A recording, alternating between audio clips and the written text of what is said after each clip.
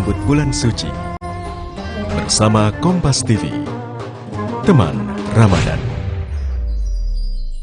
Jadikan Ramadan Anda lebih bernilai bersama program-program istimewa Kompas TV. Kompas Sahur, Series of Faith, Suci Barbar Show, Kalam Hati Spesial Ramadan, Cooking is Fun, Mutiara Ramadan, Kurma Kuliah Ramadan. Pastikan Ramadan Anda lebih bermakna bersama teman Ramadan, Kompas TV. Sesaat lagi Anda akan menyaksikan Kompas Petang, didukung oleh This is my way. Cobain deh.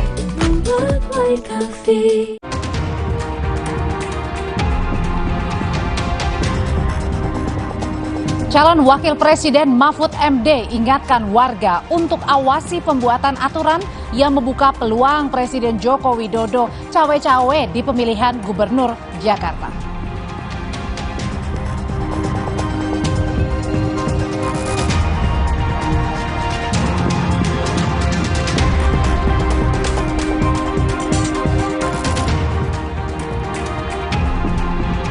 Wapres ke-10 dan ke-12 Yusuf Kala buka suara soal kabar rencana pertemuannya dengan Ketua Umum PDI Perjuangan yang juga Presiden kelima Megawati Soekarno Putri.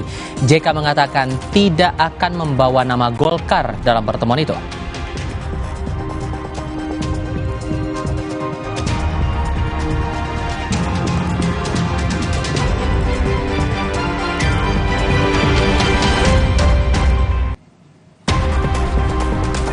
Warga antusias mendatangi konser penyanyi Ed Sheeran di Jakarta International Stadium.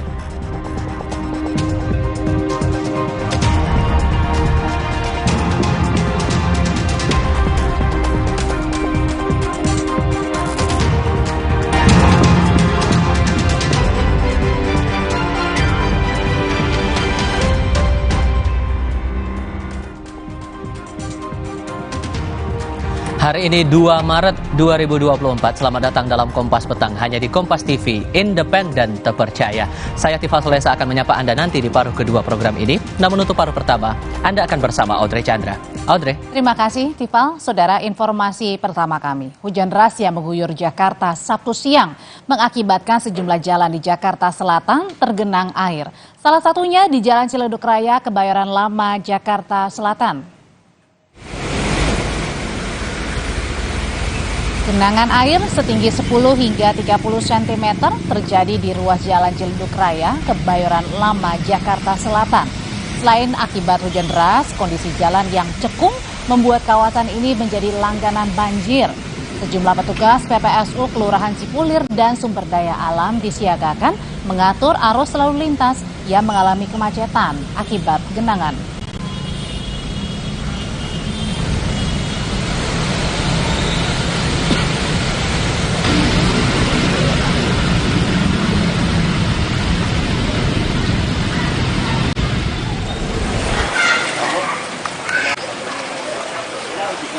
Sementara hujan deras yang mengguyur kawasan Jakarta Sabtu siang menyebabkan permukiman warga di Pondokarya, Mampang, Jakarta Selatan tergenang air setinggi 40 cm.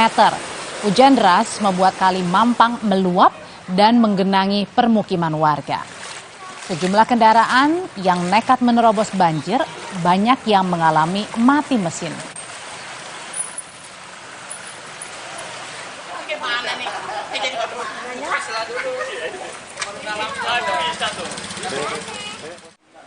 Gak ada lah, pokoknya ada orang dewasa siapa. Berarti tadi terobos juga Ibu? Iya, terobos terus. Tadi mau kemana? Enggak, mati di sini doang. Tadi. Pas ke dalam Ibu? Gara-gara dalam banjir ya? Emang dari dulu. Diduga rapuh pada bagian akar, sebuah pohon akasia dengan tinggi 10 meter roboh dan menimpa mobil di Jalan Iskandar Syah, Kebayoran Baru, Jakarta Selatan. 2 penumpang mobil terluka akibat kejadian. Inilah video amatir ketika sebuah pohon akasia dengan tinggi 10 meter roboh dan menimpa mobil yang tengah melintas di Jalan Iskandar Syah, Kebayoran Baru, Jakarta Selatan, Sabtu siang. Bagian depan mobil ringsek, sementara kaca mobil pecah usai tertimpa pohon besar.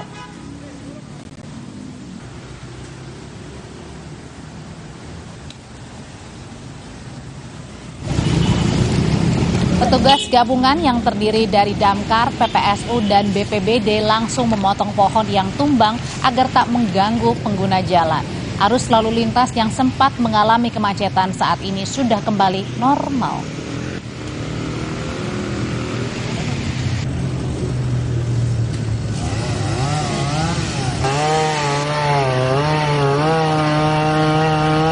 Dari arah itu kan ya, arah Jalan Antasari tertimpa satu pohon besar yang menaiki jalan roda 4 ke Wadah Kijang dari Patel. Ada 2 korban. Iya, lecet-lecet sedikit, cuman kena ada parah tidak.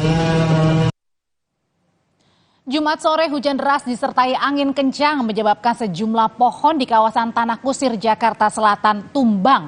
Akibatnya sejumlah perjalanan kereta komuter lain stasiun Tanah Abang, Rangkas Bitung dihentikan sementara 2 jam.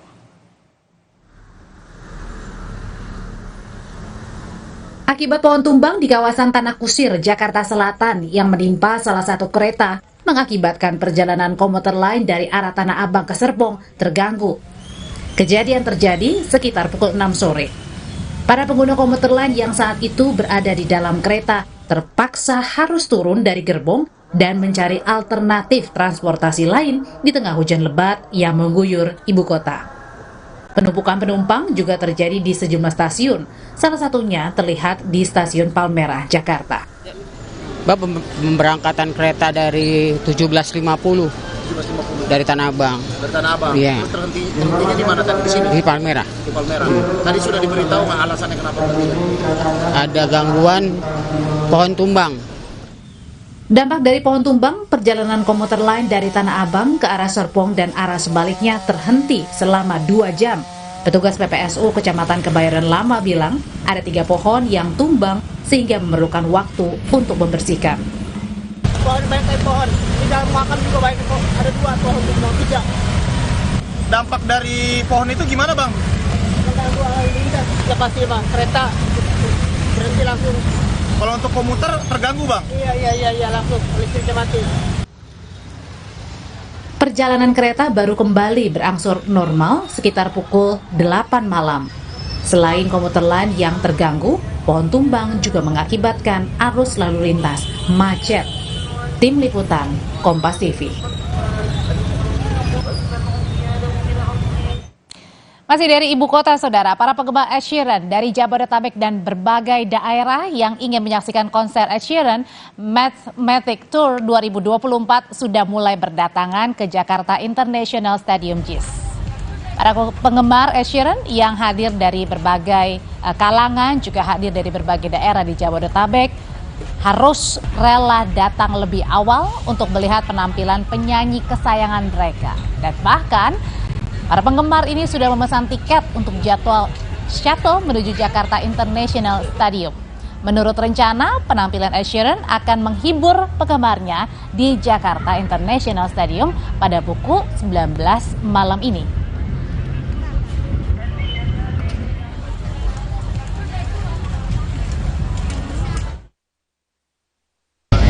Kita dari Medan, kita mau nonton konsernya Ed Sheeran. Kita pulangnya besok ke Medan, langsung pulang. Makanya sih nggak hujan, sama sound sistemnya bagus dan tidak ribut gitu aja. Emang sengaja mau nonton ini? Iya, mau ambil tiket dulu sih, mau ambil tiket dulu. Oh, oke. Harapannya sih? Kenapa? Harapannya? Semoga konser di Jakarta bisa terus ada sih, untuk meningkatkan ekonomi di Indonesia aja. Jelang konser Ed Sheeran Mathematics Tour di Jakarta bertajuk Mathematics Tour, penonton terpantau ini mulai menunggu diberangkatkan dari parkir timur Senayan Gelora Bung Karno. Pemilik tiket harus mengambil jadwal keberangkatan shuttle 1 hari sebelum konser tiba. Penyelenggara memberikan 7 jadwal keberangkatan dari Gelora Bung Karno yang terbagi dari pukul 12 siang hingga pukul 4 sore. Fasilitas shuttle diberikan karena ada perubahan venue yang semula berlangsungnya di Gelora Bung Karno ke Jakarta International Stadium. Perubahan venue ini diakui membuat sejumlah fans penyanyi asal Inggris kecewa karena tidak bisa melihat idola mereka tampil di GBK.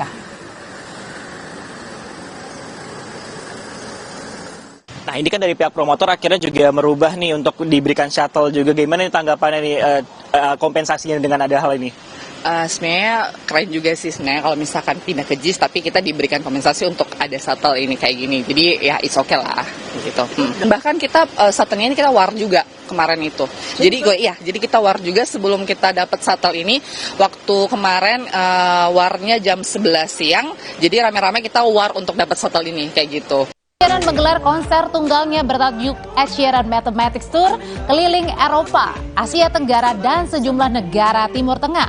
Di Asia Tenggara, Ed Sheeran sudah menyapa penggemarnya pada tanggal 10 Februari lalu di Raja Mangala Stadium. Kita pantau jelang konser Ed Sheeran di Jakarta International Stadium. Ada jurnalis Kompas TV Iriada Mardanus yang nggak tahu nih, ini udah kebagian tiket buat nonton belum ya, Anda?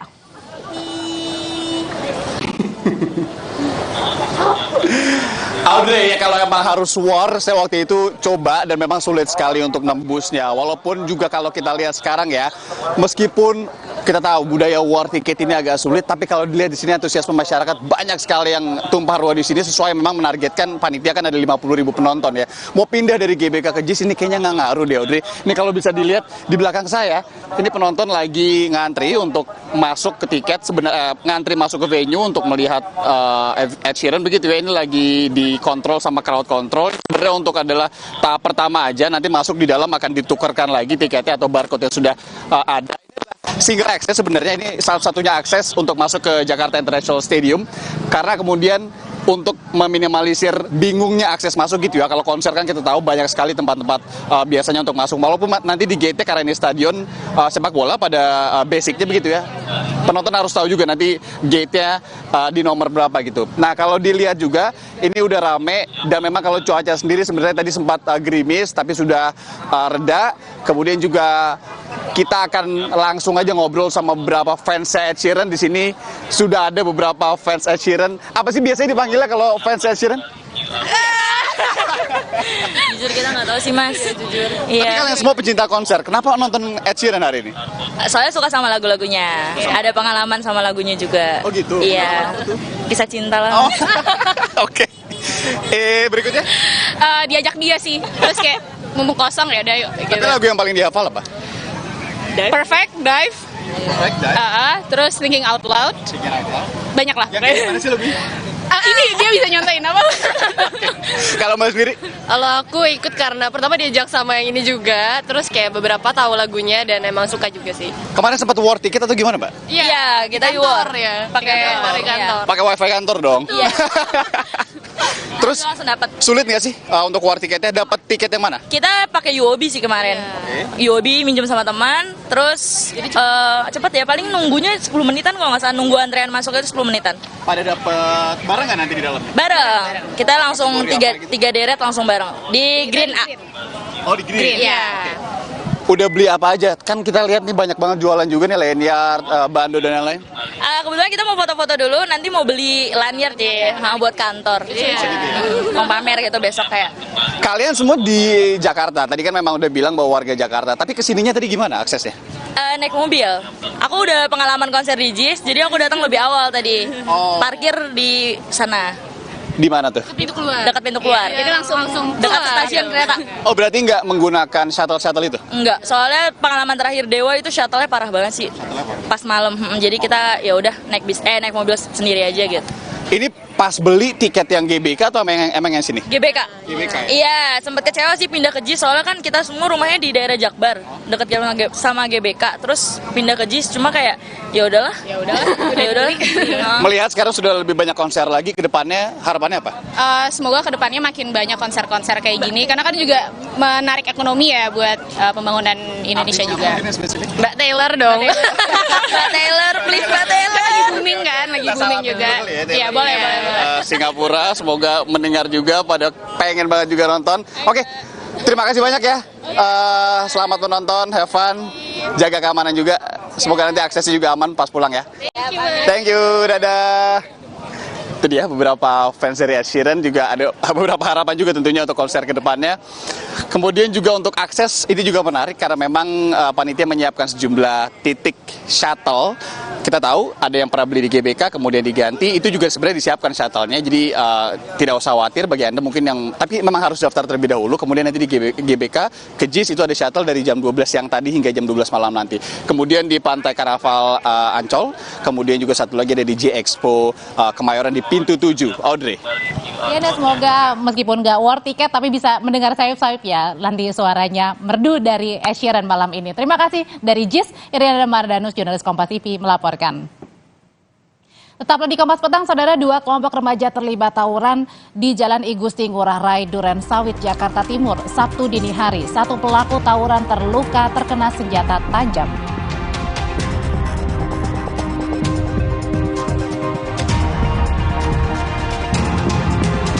Menghadiri Kongres Persatuan Guru Republik Indonesia di Jakarta, Presiden Joko Widodo meminta pihak sekolah tidak menutupi kasus perundungan demi nama baik sekolah.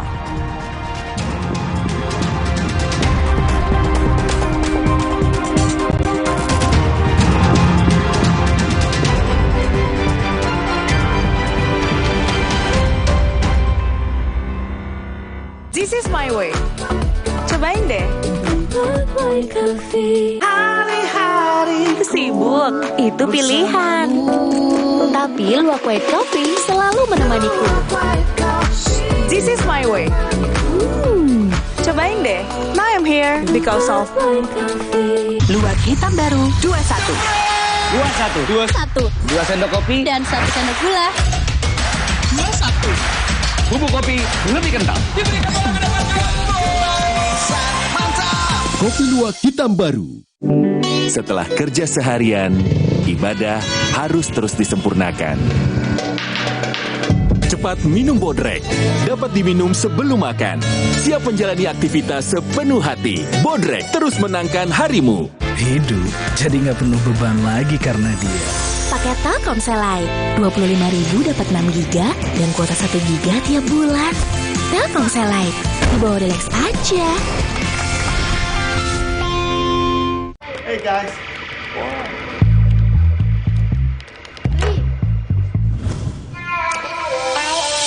Hey, lihat aku, putar celup jadi seru. Hey, lihat aku. Ada yang baru nih, Mr. Tasty Chicken Teriyaki dipanggang khas Jepang dengan teknologi Rito. Siap makan. Rasanya so tasty. Ada seaweed crunch-nya juga, autentik Jepang asli. Tasty Chicken Teriyaki dari Wings Food. Kakak, sahur. Sahur ya, Bu. Sahur kan penting, Kak. Makan sedikit aja ya. Biar kuat puasanya, lengkapi ya sahurnya dengan Energen. Nutrisinya lengkap, kenyang lebih lama. Buat puasa seharian. Setelah kerja seharian, ibadah harus terus disempurnakan. Cepat minum Bodrek. Dapat diminum sebelum makan. Siap menjalani aktivitas sepenuh hati. Bodrek terus menangkan harimu. This is my way. Cobain deh.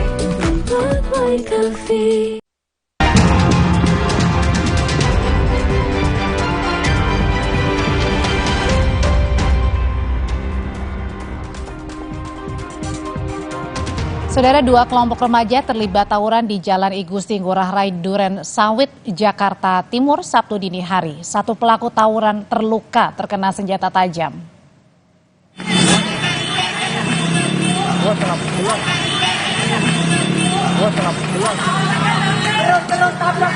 Kedua kelompok remaja ini saling serang dengan senjata tajam, melempar batu di Jalan I Gusti Ngurah Rai, Jakarta Timur, Sabtu dini hari. Visual tidak kami tampilkan utuh karena mengandung unsur kengerian. 1 pelaku tawuran terluka karena senjata tajam. Tawuran sempat mengganggu arus lalu lintas dan lingkungan sekitar. Kasus tawuran 2 kelompok remaja ditangani tim Polsek Duren Sawit, Jakarta Timur.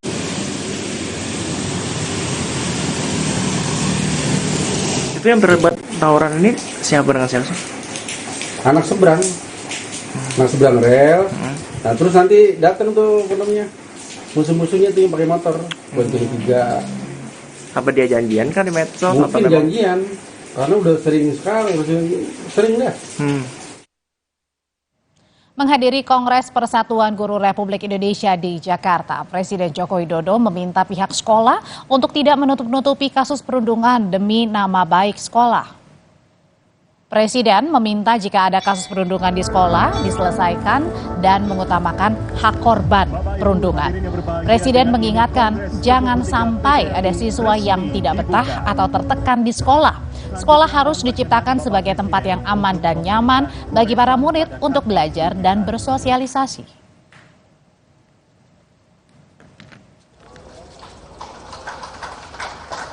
Kanvas yang sudah diberikan goresan ini. Jangan sampai ada siswa yang ketakutan di sekolah. Jangan sampai ada siswa yang tertekan di sekolah dan tidak betah di sekolah. Utamakan pencegahan, utamakan hak-hak anak-anak kita, utamanya para korban. Jangan sampai kasus bullying ditutup-tutupi, tapi diselesaikan.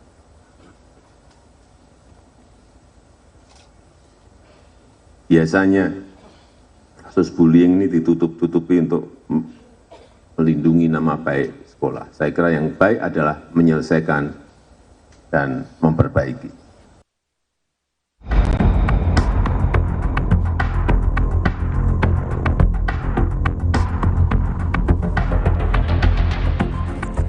Polisi menetapkan 4 orang sebagai tersangka dan 8 anak yang semula menjadi saksi berubah menjadi anak berkonflik dengan hukum dalam kasus kekerasan anak di sekolah menengah atas di Serpong, Tangerang Selatan.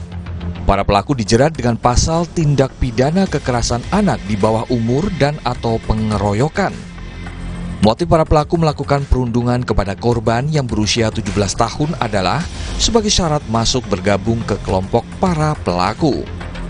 Antara anak korban dan anak pelaku merupakan siswa dari salah satu sekolah menengah atas swasta di wilayah kota Tangerang Selatan. Para anak pelaku secara bergantian melakukan kekerasan terhadap korban dengan dalih tradisi yang tidak tertulis sebagai tahapan untuk bergabung dalam suatu kelompok. Di tempat terpisah, orang tua anak korban bercerita bagaimana rasa takut masih dialami sang anak. Luka secara fisik sudah membaik, namun luka batin terus dirasakan. Keluarga meminta kasus ini diproses secara tuntas dan menolak upaya damai. Ada saatnya dia pengen menangis, ada saatnya dia mengunci pintu di kamar. Terus saya minta tolong ke beberapa teman ya untuk datang. Saya takut, katanya aku masih takut. Mama nggak tahu sih, katanya. Kalau mama speak up semua itu nanti efeknya buat aku gimana? Seperti itu, masih banyak tekanan. Kamu tahu, katanya. Aku udah digebukin, terus sekarang aku di medsos dikata-katain. Keluarga korban mengaku bersyukur dan berterima kasih atas kinerja polisi yang membuat kasus ini terbuka. Tim Liputan Kompas TV. Masih dari kasus hukum, Saudara, Satreskrim Polres Kediri Kota memeriksa pengasuh pondok pesantren mengusut kasus tewasnya santri pondok pesantren Al-Hanifiyah. Saat ini penyidik fokus pada pemeriksaan pengasuh pondok pesantren yang pertama kali mengantar korban ke Banyuwangi. Hingga kini polisi sudah memeriksa 10 saksi terkait kasus santri yang tewas diduga dianiaya senior.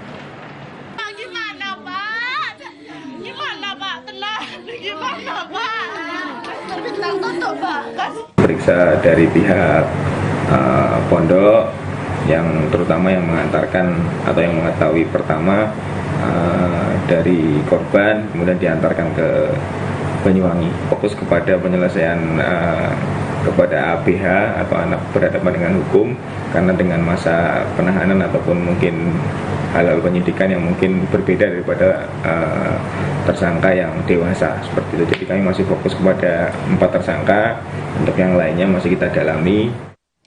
Informasi soal harga sembako, tingginya harga sejumlah kebutuhan pokok, sayur dan beras banyak dikeluhkan masyarakat. Tak terkecuali para pengelola rumah makan. Untuk menghindari kerugian, pemilik warung makan terpaksa mengurangi porsi makanan pada konsumen. Jelang Ramadan, harga bahan pokok dan pangan terus melonjak di pasaran. Hal ini banyak dikeluhkan warga, tak terkecuali pengelola rumah makan. seperti salah satu warung makan Tegal yang berada di wilayah Pancoran Mas, Kota Depok, Jawa Barat. Pengelola rumah makan terpaksa menyiasati kenaikan harga dengan mengurangi porsi makanan pada konsumen.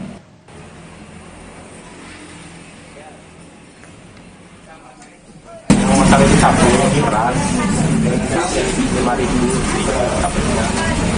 Kopi tapi semua orang makan sekarang 5.000 buat kamar lebih sedikit. Makanya di rasio lagi sama harga cabai itu dan pedagang nambah masih ada.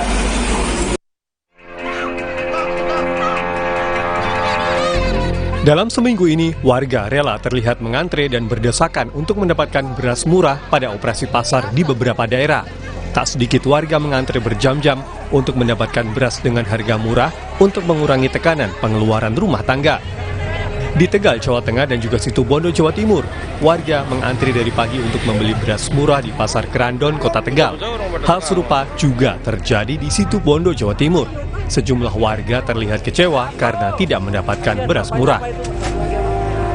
Menanggapi kabar kenaikan harga beras dan banyaknya warga yang mengantre beras murah, Presiden Joko Widodo pekan ini telah menyatakan harga beras sudah turun di beberapa pasar tradisional. Jokowi meminta warga memeriksa kembali harga beras di pasaran. Coba kalian datang ke pasar Cipinang, cek harganya turun atau naik. Cek di pasar Johar, di Kerawang, naik atau tidak, turun atau tidak. Cek, sudah turun. Karena harian itu saya cek. Harian itu saya cek dan saya selalu mendapatkan angka-angka.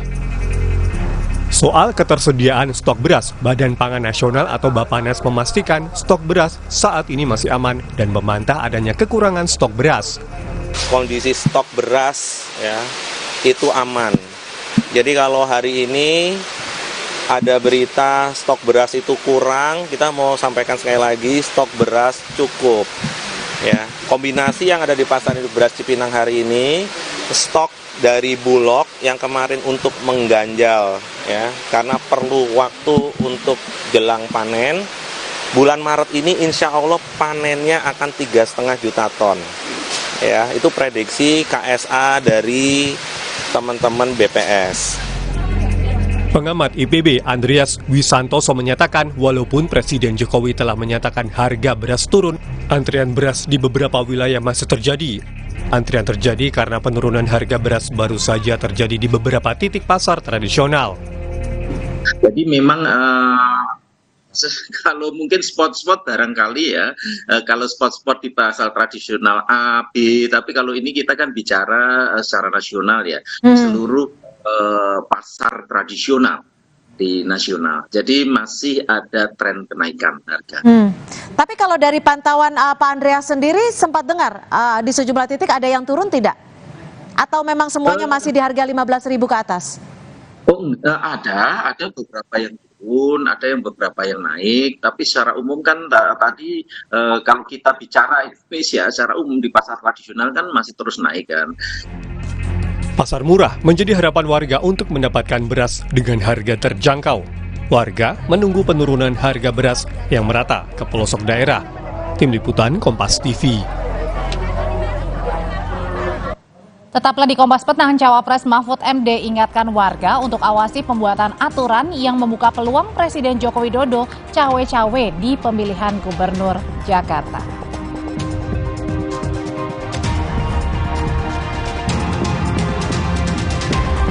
Partai Golkar akan mengkaji hasil putusan Mahkamah Konstitusi soal ambang batas parlemen 4%. Golkar menyebut putusan MK terkait ambang batas akan dikembalikan ke DPR.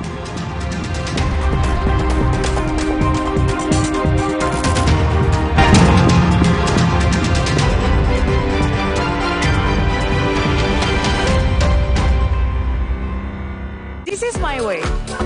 Cobain deh. Cowok idaman aku tuh anak motor. Gak sesuai balikin aja. Untung di Shopee ada garansi bebas pengembalian. Berubah pikiran, balikin aja. Tidak sesuai, balikin aja. Barang rusak, balikin aja. Gampang. Shopee garansi bebas pengembalian. Hari-hari sibuk itu pilihan, Tapi luwak white coffee selalu menemaniku. This is my way. Cobain deh. Now I'm here because of Luwak hitam baru 21. 21. 2 sendok kopi Dan 1 sendok gula. 21. Bubuk kopi lebih kental. Kopi luwak hitam baru. Energi kehidupan diambil Tuan Cungkat yang tamak. Sampai alam ia rusak. Putri Hijau bertekad menyelamatkan, berbuka dan hidupkan harapan. Marja. Indahnya warna alam sambut bulan Ramadan. Jadi pengingat untuk selalu bersyukur dengan hikmat. Damainya warna biru bahari. Hangatnya warna kuning pagi. Manisnya warna mawar merah muda. Dan warna coklat hangat yang ramah menyambut keluarga di bulan penuh berkah. Sambut sentuhan warna baru Ramadan dari Nippon Paint. Rasa lapar saat puasa kadang naik, kadang turun. Tapi gula darah harus tetap stabil. Baru rasa almond oat. Vita Digest-nya bantu kontrol gula darah. Bikin kenyang lebih lama, jadi lancar puasanya. Diabetasol. Prenagen, kaya akan protein, omega 3, dan kalsium. Penting untuk pembentukan organ tubuh bayi. Minum selama hamil 9 bulan. Prenagen. Sempurna. Kakak, sahur. Sahur ya, Bu. Sahur kan penting, Kak. Makan sedikit aja ya. Biar kuat puasanya, lengkapi ya sahurnya dengan Energen. Nutrisinya lengkap, kenyang lebih lama. Buat puasa seharian. This is my way. Cobain deh.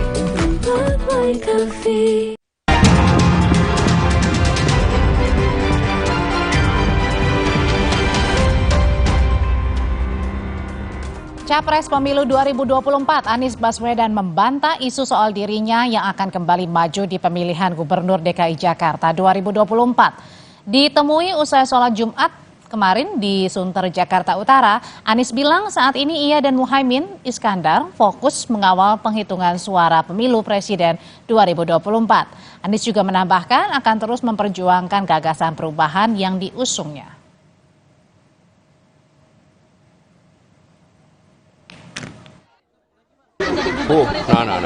Kita sekarang sedang berfokus pada penuntasan penghitungan. Kita akan terus fokus di situ dan gerakan perubahan ini akan terus menjadi bagian dari kita. Jadi pada saat ini tidak usah tengok kanan kiri. Kita sekarang sedang fokus menuntaskan perjuangan dan ini adalah amanat jutaan orang. Kita akan perjuangkan terus sampai perubahan bisa terlaksana di negeri ini. Sementara KPU memastikan jadwal pilkada serentak tetap berlangsung sesuai jadwal pada November nanti. Komisioner KPU Idam Holik menjelaskan jadwal pilkada mengacu pada Undang-Undang Pilkada tentang jadwal kontestasi pemimpin tingkat daerah. KPU tak mau mengomentari soal revisi Undang-Undang Pilkada masih berjalan yang memunculkan kemungkinan perubahan jadwal pilkada.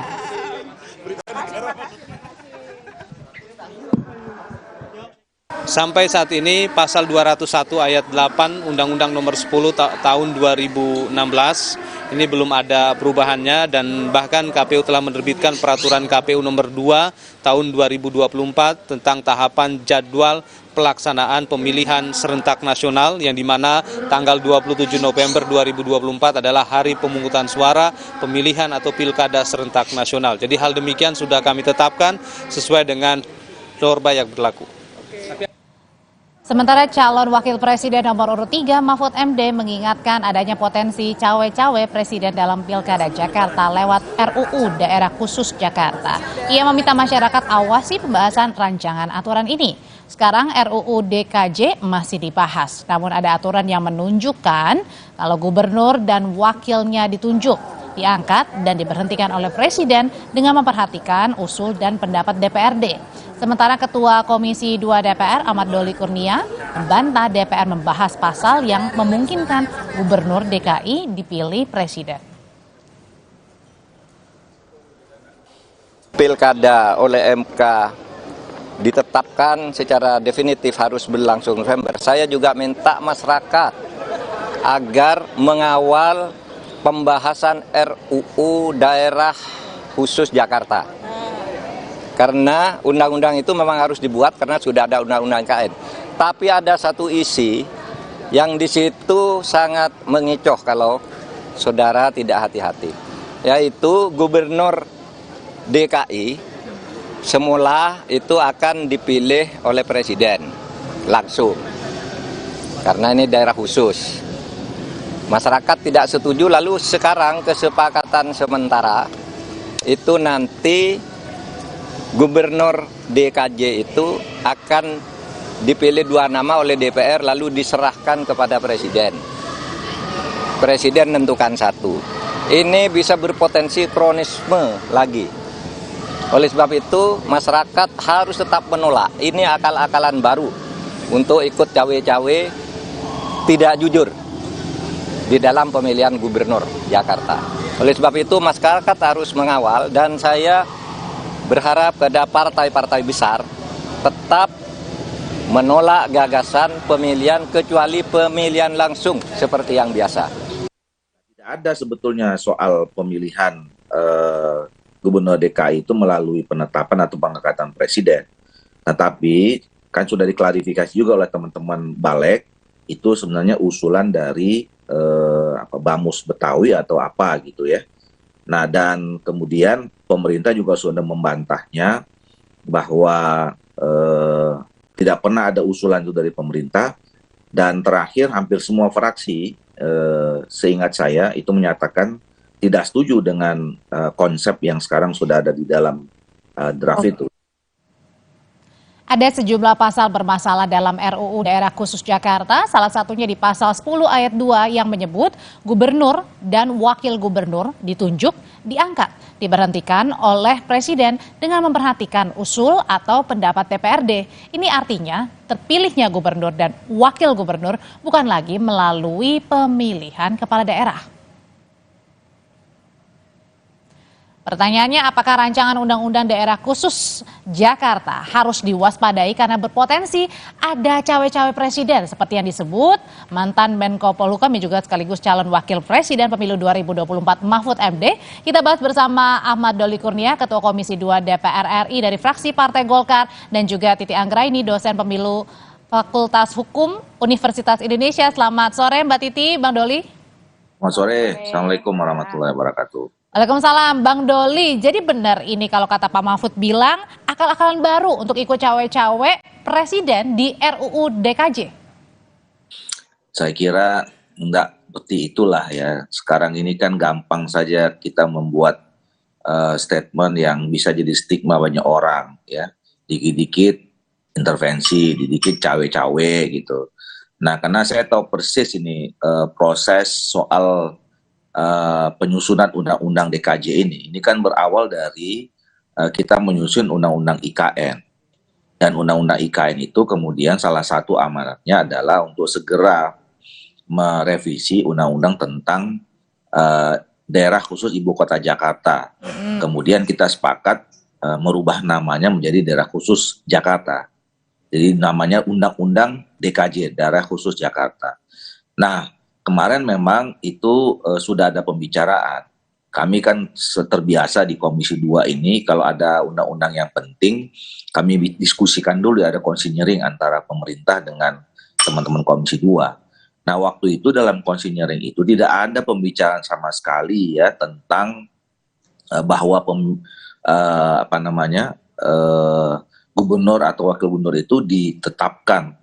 Kita malah mendorong tetap dilaksanakan secara pemilihan dan hampir sama dengan daerah yang lain. Oke, tapi Bang Doli, kenapa kalau misalnya tadi dikatakan nggak ada, tapi di pasal 10 ayat 2 tertulis gubernur dan wakil gubernur ditunjuk, diangkat, dan diberhentikan presiden dengan memperhatikan usul DPRD? Nah, kami kaget tiba-tiba karena memang kan mekanisme di DPR itu ada yang melalui komisi, ada yang melalui Balek. Nah, kalau memang dalam prosesnya mau cepat, itu disepakatilah kemarin antara pemerintah dengan DPR melalui Balek. Nah, teman-teman Balek yang kemudian menyusun draftnya. Nah, kami kaget juga waktu itu tiba-tiba muncul draft seperti itu. Jadi ada dua sebetulnya isu yang kemarin sangat sensitif. Satu soal pemilihan, cara pemilihan gubernur. Satu lagi soal aglomerasi. Ya, aglomerasi itu satu wilayah Jakarta itu disatukan dengan Bekasi, Depok segala macam itu, kemudian nanti dipimpin langsung oleh wakil presiden. Gitu. Itu sebenarnya atas usulan siapa tiba-tiba ada itu? Nah, kami tanya sama teman-teman Balek, kok kenapa tiba-tiba ada, waktu kami bahas di Komisi 2 nggak ada, kok tiba-tiba masuk di sana. Nah, teman-teman di Balek mengklarifikasi bahwa itu usulan dari Bamus Betawi. Tapi pada akhirnya semuanya bantah. Pemerintah secara tegas 1 hari setelah draft itu keluar, Pak Mendagri menyatakan bahwa tidak pernah ada usulan dari pemerintah seperti itu. Kami pun dari fraksi-fraksi di DPR juga menyatakan. Nah, saya lah, nggak usah dulu bicara fraksi yang lain. Kalau kami Partai Golkar itu menolak dan kami ingin tetap DKI itu. Artinya menolak tetap pilkadanya langsung ya di daerah khusus Jakarta nanti ya? Langsung. Bahkan sebetulnya kami mendorong supaya pemilihan sama dengan daerah yang lain karena dia bukan daerah khusus ibu kota lagi. Oke, kalau gitu Mbak Titi tadi kan Bang Doli bilang nih dari awal nggak ada pembahasan itu, tapi tiba-tiba ada yang masukin kemudian kata-kata bahwa gubernur dan wakil gubernur diangkat diberhentikan presiden atas usul DPRD. Ini gimana, Mbak Titi? Iya.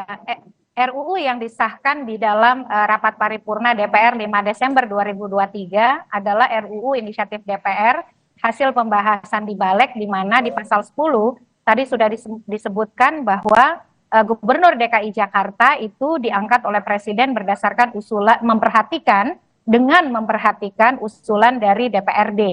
Jadi itu walaupun kemudian di dalam proses tersebut PKS misalnya tidak menyetujui RUU tersebut secara keseluruhan dan juga ada dialektika di antara para anggota DPR mewakili partai-partai yang masih menghendaki agar gubernur dipilih langsung oleh rakyat, tapi faktanya itu RUU inisiatif DPR yang kemudian sedang menunggu pembahasan bersama Presiden. Jadi RUU DKJ ini adalah implikasi dari Undang-Undang Nomor 3 Tahun 2022. Di pasal 41 ayat 2 disebutkan Undang-Undang Nomor 29 Tahun 2007 itu harus sudah diubah paling lama 2 tahun setelah Undang-Undang IKN ditetapkan. Artinya 15 Februari 2024 paling lama RUU DKJ itu sudah ditetapkan jadi undang-undang. Ini terlambat nih kalau dari sisi durasi. Yang kedua adalah yang kontroversial dari RUU DKJ ini selain pasal 10 tadi betul sekali Pak Doli, itu adalah soal aglomerasi ini. Karena kenapa? Aglomerasi ini kan pemerintahan yang nanti mencakup di dalamnya adalah Cianjur, Jabodetabek, termasuk juga daerah saya. Kita fokus ke masalah pemilihan dulu Mbak Titi. Ya, tapi masalahnya aglomerasi ini kan dikaitkan dengan kecurigaan tadi ya. Aglomerasi itu koordinasinya berada di bawah Wapres, Wakil Presiden. Jadi tidak salah kalau dihubung-hubungkan. Karena kenapa? Kalau pasal 10 ini goal, maka penentuan kepala daerah di Jakarta masih berhubungan dengan Presiden Joko Widodo. Yang kedua, nanti kalau aglomerasi ini terwujud, maka yang akan mengkoordinasi adalah Wakil Presiden, notabene adalah Gibran Rakabuming Raka. Jadi saya kira ini dan penunjukan kepala daerah ditunjuk langsung di situ oleh Presiden, bukannya pemilu langsung. Betul sekali. Kepala daerah ditunjuk oleh Presiden, tidak dipilih langsung dengan memperhatikan usulan DPRD. Jadi polanya itu sama persis dengan pengangkatan penjabat. Penjabat itu polanya sama seperti itu. Jadi diangkat oleh Presiden, memperhatikan usulan DPRD, walaupun memperhatikan itu tidak pernah jelas. Mengapa dipertimbangkan, mengapa tidak dipertimbangkan. Jadi otoritas itu akan ada pada Presiden, dan nanti kalau terbentuk aglomerasi, yang melakukan koordinasi adalah Wakil Presiden. Jadi hubungannya itu ada begitu. Jadi saya kira ya kita seruan dari Pak Mahfud, seruan yang bagus sebagai kontribusi kita, karena bagaimanapun RUU DKJ ini selain sudah terlambat, isinya juga kontroversial begitu, meninggalkan. Tapi kan nggak pernah dibahas ini RUU-nya, Mbak Titi. Ya itu RUU-nya kan dibahas di Balek tadi. Sayangnya kok pernyataan dari para banyak politisi di DPR itu tidak menghendaki pemilihan secara tidak langsung alias pengangkatan oleh Presiden. Jadi ini siapa yang tiba-tiba masuk? Skema kita 2 saja, dipilih oleh DPRD. Nah itu yang menjadi pertanyaan, kok bisa tiba-tiba masuk? Konon katanya persiapan awal itu oleh pemerintah Provinsi DKI Jakarta. lalu diambil alih menjadi inisiatif DPR. Tapi banyak mayoritas politisi DPR, saya yakin Bang Doli pun juga begitu, mengatakan bahwa pemilihan itu harus oleh rakyat langsung. Kalau enggak kan ya kasihan yang sudah pasang baliho ya. Jadi kondisi sosiologis politisnya sebenarnya menginginkan pemilihan langsung, tapi kok bisa balik justru berangkat dengan pasal 10 ditunjuk oleh presiden secara tidak langsung begitu. Tapi kami ingin konfirmasi lagi Bang Doli. Jadi Partai Golkar tegas menolak kalau diangkat diberhentikan gubernur wakil gubernur DKJ ini adalah oleh presiden? Artinya tetap pemilu langsung? Tegas. Jadi kami sudah waktu itu langsung saya berkoordinasi dengan ketua umum ya ke DPP, kemudian kami rapat kecil dan saya untuk yang diutus untuk menyampaikan ke publik bahwa kami menolak ya, karena begini, kita kan melihat DKI itu sebetulnya sudah menjadi barometer juga ya. Jadi dan selama ini pertumbuhan perkembangan demokrasinya cukup bagus. Jadi jangan kita buat mundur.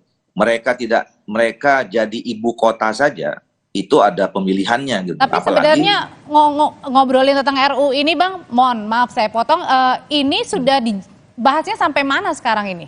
Sebelum nanti. Jadi memang disepakati waktu itu ini menjadi usulan inisiatif DPR.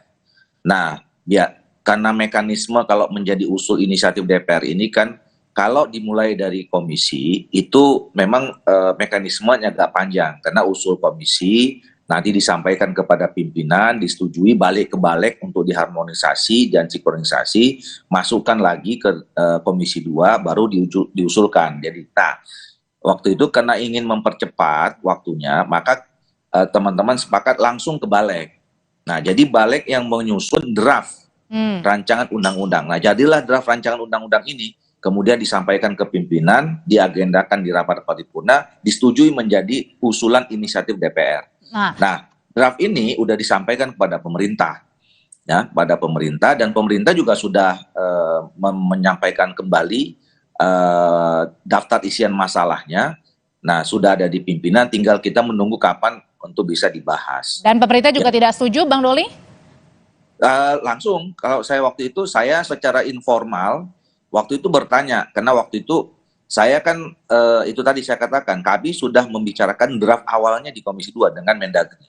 Jadi begitu ada muncul itu, saya tanya sama Mendagri. Saya bilang, loh kok ini kok tiba ada seperti ini? Saya bilang, apakah ada perubahan? Nggak ada sama sekali. Nah, besoknya Pak Mendagri langsung keluarkan statement sama pemerintah, bahwa tidak pernah ada pemerintah punya draft seperti itu.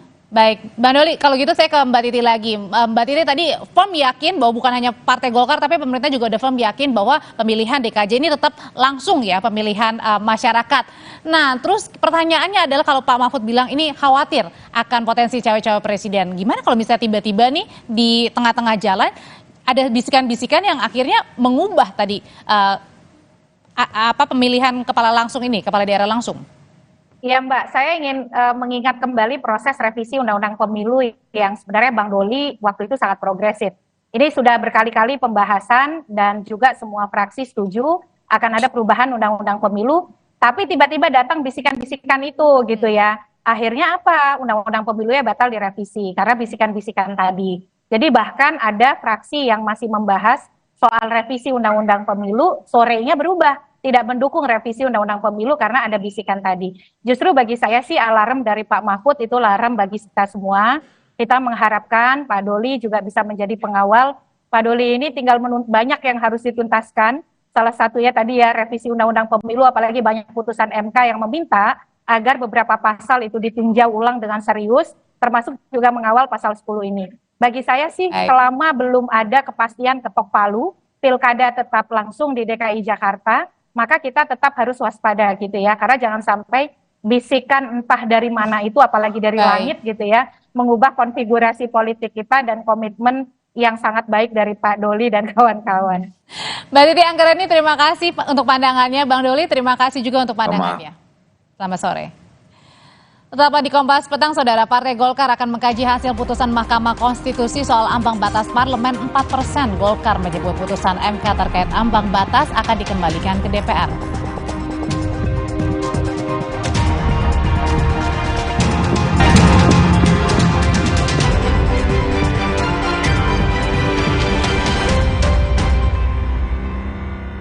is my way. Cobain deh. Energi kehidupan diambil Tuan Cungkat yang tamak, sampai alam ia rusak. Putri Hijau bertekad menyelamatkan, berbuka dan hidupkan harapan. Marjan. Setelah kerja seharian, ibadah harus terus disempurnakan. Cepat minum Bodrek. Dapat diminum sebelum makan. Siap menjalani aktivitas sepenuh hati. Bodrek terus menangkan harimu. Cowok idaman aku tuh yang dewasa aja. Tapi nggak cocok deh, balikin aja. Untung di Shopee ada garansi bebas pengembalian. Berubah pikiran, balikin aja. Tidak sesuai, balikin aja. Barang rusak, balikin aja. Gampang. Shopee garansi bebas pengembalian. Kakak, sahur. Sahur ya, Bu. Sahur kan penting, Kak. Makan sedikit aja ya. Biar kuat puasanya, lengkapi ya sahurnya dengan Energen. Nutrisinya lengkap, kenyang lebih lama. Kuat puasa seharian. Selamat datang, silakan. Hah? Emangnya ada waktu buat sakit kepala? Panadol Extra, cepat redakan sakit kepala dan nyeri yang mengganggu. Panadol Extra, cepat redakan sakit kepala, dapat diminum sebelum makan. Energi kehidupan diambil Tuan Cungkat yang tamak, sampai alam ia rusak. Putri Hijau bertekad menyelamatkan, berbuka dan hidupkan harapan. Marjan. Hari-hari sibuk, itu pilihan. Tapi luwak white coffee selalu menemaniku. This is my way. Cobain deh.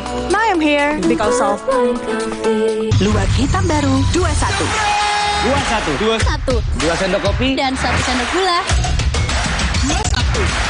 bubuk kopi lebih kental. Kopi luwak hitam baru. This is my way. Cobain deh.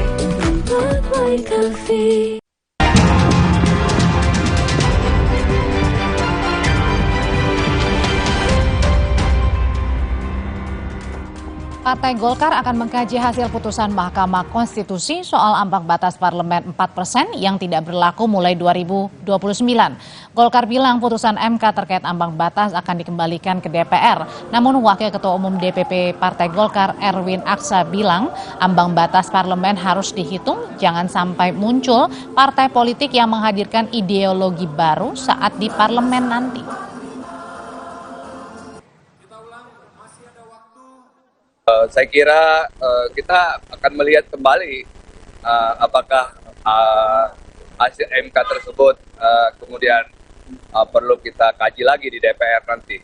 Tetapi bagi Partai Golkar kita ingin kualitas politik Indonesia ke depan lebih bagus, caleg-calegnya atau anggota DPR-nya lebih berbobot. Ya, kita berharap juga ideologi negara kita dipertahankan. Kita tidak ingin ada partai baru muncul kemudian bisa membawa ideologi-ideologi yang kemudian bisa membawa perpecahan bangsa ini. Partai Solidaritas Indonesia menyambut gembira putusan MK soal ambang batas parlemen di Undang-Undang Nomor 7 Tahun 2017 tentang pemilu. Politisi PSI Ade Armando menyebut angka ideal parliamentary threshold yakni 2,5%. Ade pastikan putusan MK menguntungkan bagi partainya. Ade juga tegaskan sebelumnya angka 4% ambang batas parlemen hanya menguntungkan partai-partai besar. PSI akan dengan sangat gembira menyambut keputusan tersebut ya, karena memang sejak lama kami sebetulnya juga berharap itu bisa diubah aturan minimal 4% tersebut, karena itu menghambat ya, contohnya PSI lah 2019, saya nggak tahu 2024 ini kami akhirnya tidak jadi masuk ke DPR walaupun beberapa kandidat kami memiliki suara yang sangat tinggi ya, hanya karena terhalang oleh aturan 4% tersebut. Aturan tersebut menurut kami sama sekali tidak layak, tidak diperlukan, dan saya rasa ini lebih memang mencerminkan adanya keinginan dari partai-partai besar yang terganggu dengan kehadiran partai-partai kecil yang barangkali juga berkualitas, tapi juga belum cukup bisa membangun basis suara yang baik ya di kalangan masyarakat. Calon Wakil Presiden sekaligus mantan Menko Polhukam Mahfud MD memuji putusan MK yang menghapus ketentuan ambang batas parlemen sebesar 4% dan baru berlaku di 2029. Mahfud mengapresiasi perubahan aturan berlaku di periode berikutnya, tak seperti perubahan syarat Capres-Cawapres. Mahfud bilang perubahan masih harus diputuskan pemerintah dan DPR dengan mengubah undang-undang. Bagus, memang harus begitu. Berlakunya itu harus di dalam tradisi hukum di seluruh dunia. Kalau ada perubahan aturan yang memberatkan atau menguntungkan seseorang harus pada periode berikutnya. Termasuk misalnya seharusnya usia presiden, wakil presiden itu kalau akan datang seharusnya ya, dan itu sudah disuarakan, tapi waktu itu MK-nya ya begitu memutuskannya, meskipun itu sebenarnya substansinya putusan itu salah. Berlakukan sebelum pemilu 2029, artinya bisa berlaku untuk pemilu sekarang atau bagaimana? Enggak, sebelum pemilu 2029 ya, artinya nanti pemilu 2009 itu diubah dulu kan undang-undang, bunyinya kan mengubah undang-undang dulu. Ya kan? Diubah dulu nanti berapa? Kan itu belum tentu berarti 0 juga. Ya, tapi dia menghapus, lalu apa syaratnya? Sebelumnya, Mahkamah Konstitusi memerintahkan perubahan ambang batas parlemen 4% di Undang-Undang Pemilu yang mulai diberlakukan pada pemilu 2029. Hal ini diputuskan dalam sidang uji materi Undang-Undang Nomor 7 Tahun 2017 tentang pemilu di Gedung MK Kamis siang. Lewat putusan itu, MK mengabulkan sebagian gugatan Perkumpulan Pemilu untuk Pemilu dan Demokrasi atau Perludem tentang penerapan ambang batas 4%. MK perintahkan pembentuk undang-undang, yakni pemerintah dan DPR, mengubah ketentuan ambang batas parlemen 4% suara sah nasional melalui revisi Undang-Undang Pemilu.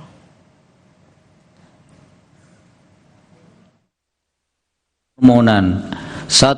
Mengabulkan permohonan pemohon untuk sebagian. 2. Menyatakan norma pasal 414 ayat 1 Undang-Undang Nomor 7 Tahun 2017 tentang Pemilihan Umum, Lembaran Negara Republik Indonesia Tahun 2017 Nomor 182, tambahan Lembaran Negara Republik Indonesia Nomor 6109 adalah konstitusional sepanjang tetap berlaku untuk pemilu DPR 2024 dan konstitusional bersyarat untuk diberlakukan pada pemilu DPR 2029 dan pemilu berikutnya sepanjang telah dilakukan perubahan terhadap norma ambang batas parlemen serta besaran angka atau persentase ambang batas parlemen dengan berpedoman pada persyaratan yang telah ditentukan. Berikutnya berita Kompas Petang akan dibawakan rekan saya Tifal Solesa. Tifal. Ya Audrey, Wakil Presiden ke-10 dan ke-12 Yusuf Kala buka suara soal kabar rencana pertemuannya dengan Ketua Umum PDI Perjuangan yang juga Presiden ke-5 Megawati Soekarno Putri. JK mengatakan tidak akan membawa nama Partai Golkar dalam pertemuan itu. Diskusinya akan hadir sebentar lagi.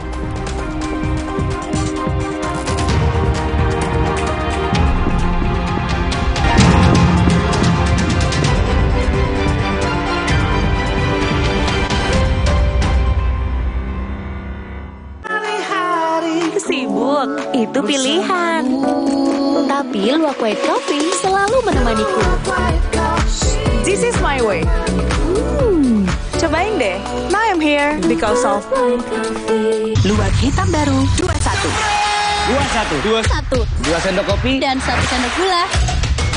21. Bubuk kopi lebih kental.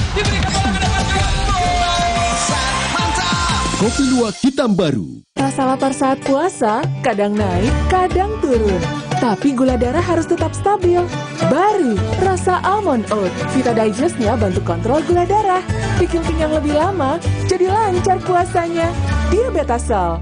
Prenagen, kaya akan protein, omega 3, dan kalsium. Penting untuk pembentukan organ tubuh bayi. Minum selama hamil 9 bulan.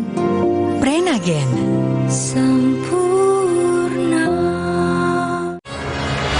Energi kehidupan diambil Tuan Cungkat yang tamak, sampai alam ia rusak. Putri Hijau bertekad menyelamatkan, berbuka dan hidupkan harapan. Marja. Aku awal Awali hariku dengan berolahraga dan minum Neo Ultra Cup Gold bila perlu. Dilengkapi dengan vitamin C, kombinasi vitamin B kompleks, vitamin E, kafein, dan zinc yang diperlukan untuk bantu jaga daya tahan tubuhmu. Neo Ultra Cup Gold. Kakak, sahur. Sahur ya, Bu. Sahur kan penting, Kak. Makan sedikit aja ya. Biar kuat puasanya, lengkapi ya sahurnya dengan Energen. Nutrisinya lengkap, kenyang lebih lama. Kuat puasa seharian. Energi kehidupan diambil Tuan Cungkat yang tamak. Sampai alam ia rusak. Putri Hijau bertekad menyelamatkan. Berbuka dan hidupkan harapan. Marja.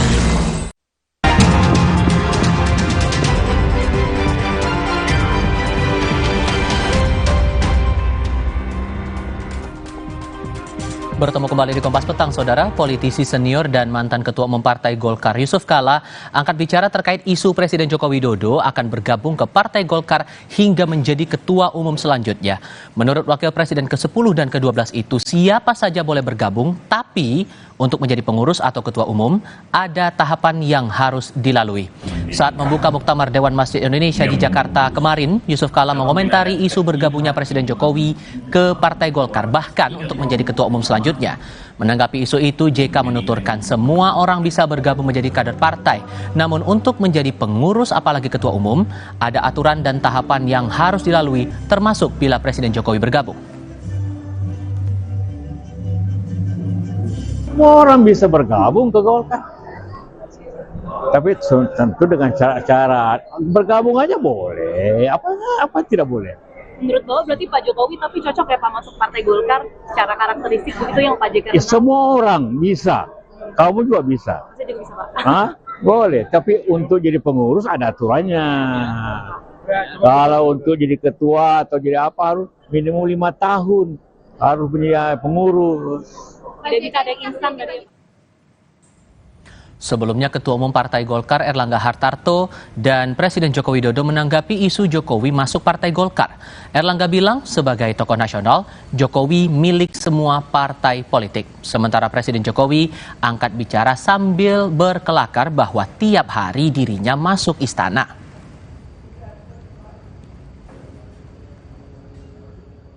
Pak, soal isu Pak Jokowi ke Golkar gimana Pak? Apa baik, bagus-bagus saja.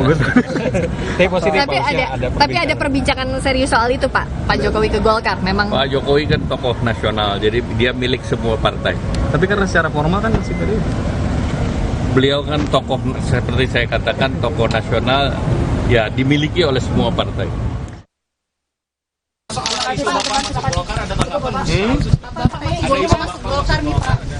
Saya tiap hari masuk istana.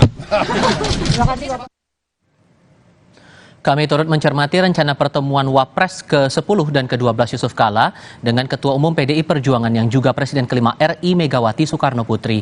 Meski belum membahas rinci waktu pasti pertemuannya, JK bilang rencana pertemuannya dengan Mega akan membahas kemajuan bangsa dan mencapai cita-cita negara demokratis. JK membantah pertemuannya akan membahas hak angket. Yusuf Kala pun menegaskan dalam pertemuan itu dirinya tak mewakili Partai Golkar, tetapi sebagai pribadi.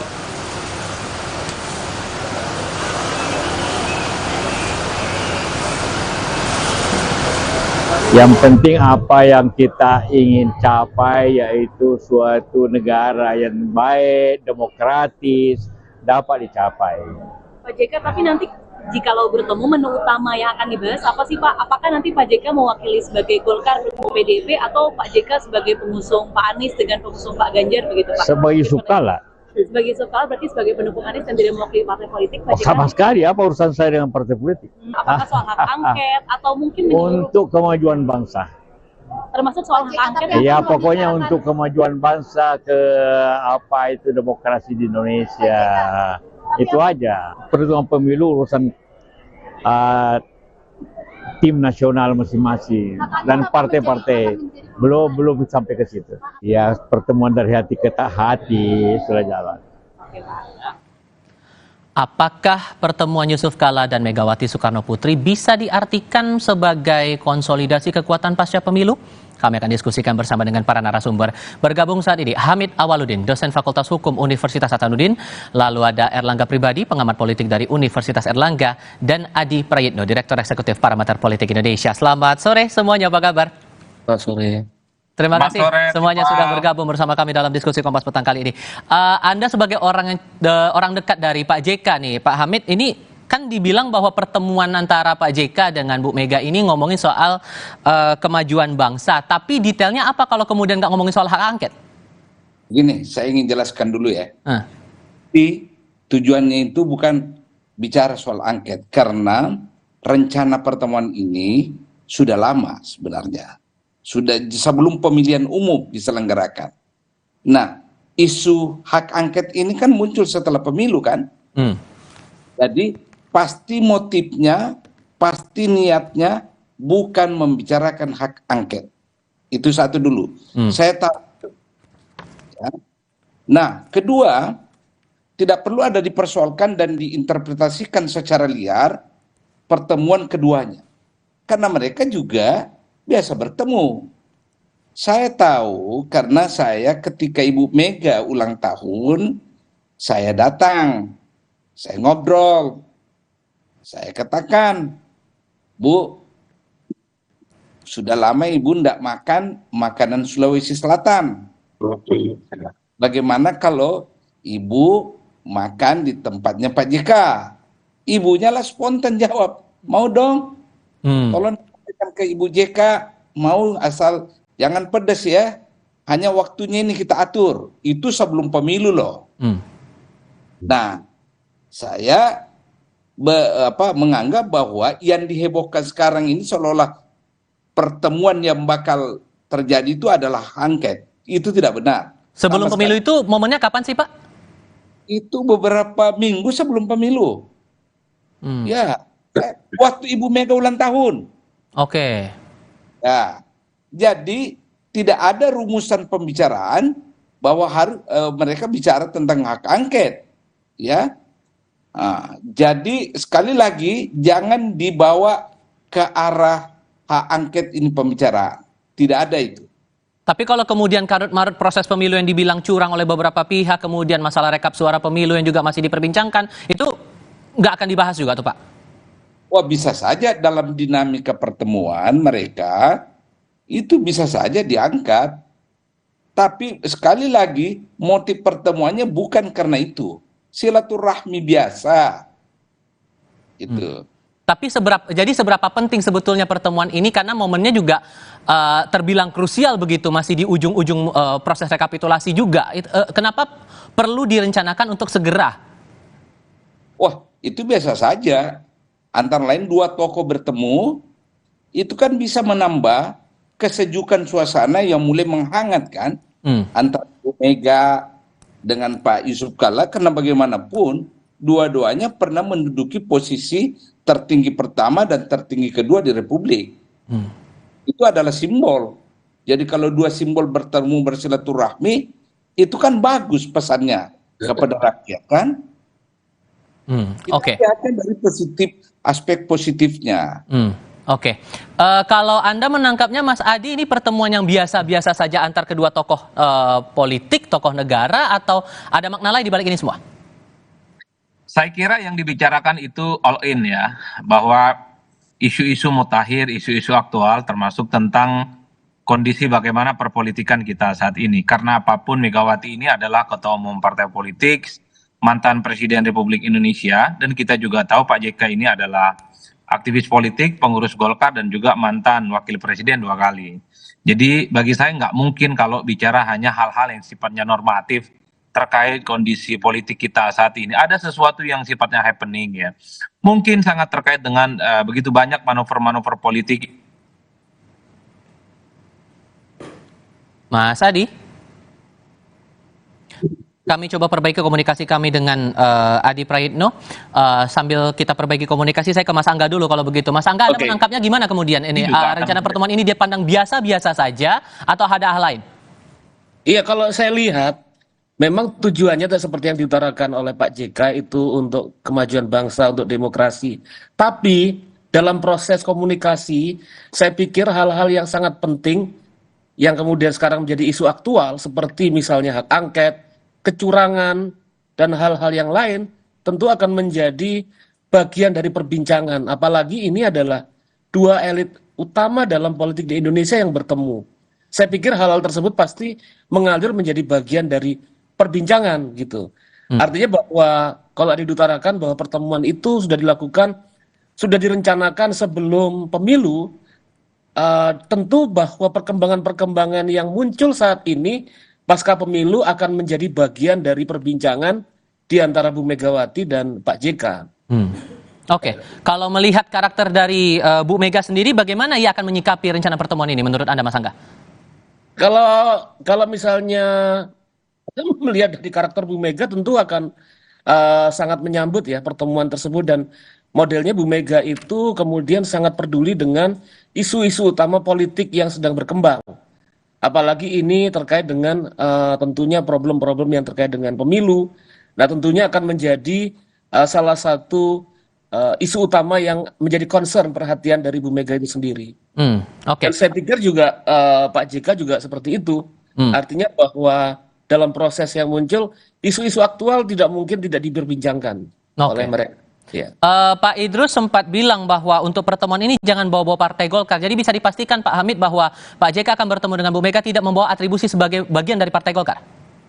Sama sekali tidak. Yang sesungguhnya terjadi adalah sensitivitas orang-orang seperti Idrus, ya, sama sekali tidak ada itu.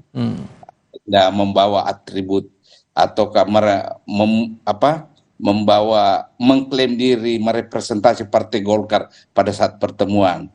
Itu sensitivitas seorang Idrus aja itu. Tidak ada. Saya tahu dari awal ini. Oke. Sambil menambahkan penjelasan yang sempat terpotong tadi Mas Adi, seberapa besar kemudian efek dari pertemuan ini nanti kalaupun kemudian JK bertemu dengan Bu Mega tanpa embel-embel Partai Golkar? Ya, saya kira memang kalau kita mengacu pada pertemuan dua elit kunci di negara ini, Pak JK dan Mbak Megawati, tentu ada sesuatu yang krusial di negara ini. Misalnya terkait dengan kondisi demokrasi, termasuk juga soal fenomena munculnya neo-orba, tentang kualitas demokrasi kita yang tidak baik-baik saja, dan pasti saja yang dibicarakan itu soal sirekap dan juga terkait dengan hak angket ya, karena bagi saya sulit untuk tidak membayangkan Pak JK dan Bu Mega ini tidak bicara tentang politik kontemporer yang sangat mutakhir dan lagi happening. Oleh karena itu, bagi saya ini bukan soal PDIP dan elit Golkar yang bertemu, tapi menyangkut bagaimana elit-elit penting di negara ini, mantan presiden dan mantan wakil presiden, saya kira akan gelisah melihat kondisi politik kita yang menurut saya belakangan memang cukup mendapatkan atensi yang cukup serius, bukan hanya di kalangan politisi, tapi juga di pegiat-pegiat demokrasi, di kalangan aktivis dan para peneliti-peneliti kampus. Termasuk misalnya Mas, kan kita bisa membayangkan partai politik yang menurut saya versi quick count memang sangat sulit untuk lolos ke parlemen, tapi belakangan sehari dua hari ini partai tersebut perolehannya cukup signifikan naik pesat dan sangat mungkin akan lolos ke parlemen. Anda nyinggung siapa itu? Partai apa itu?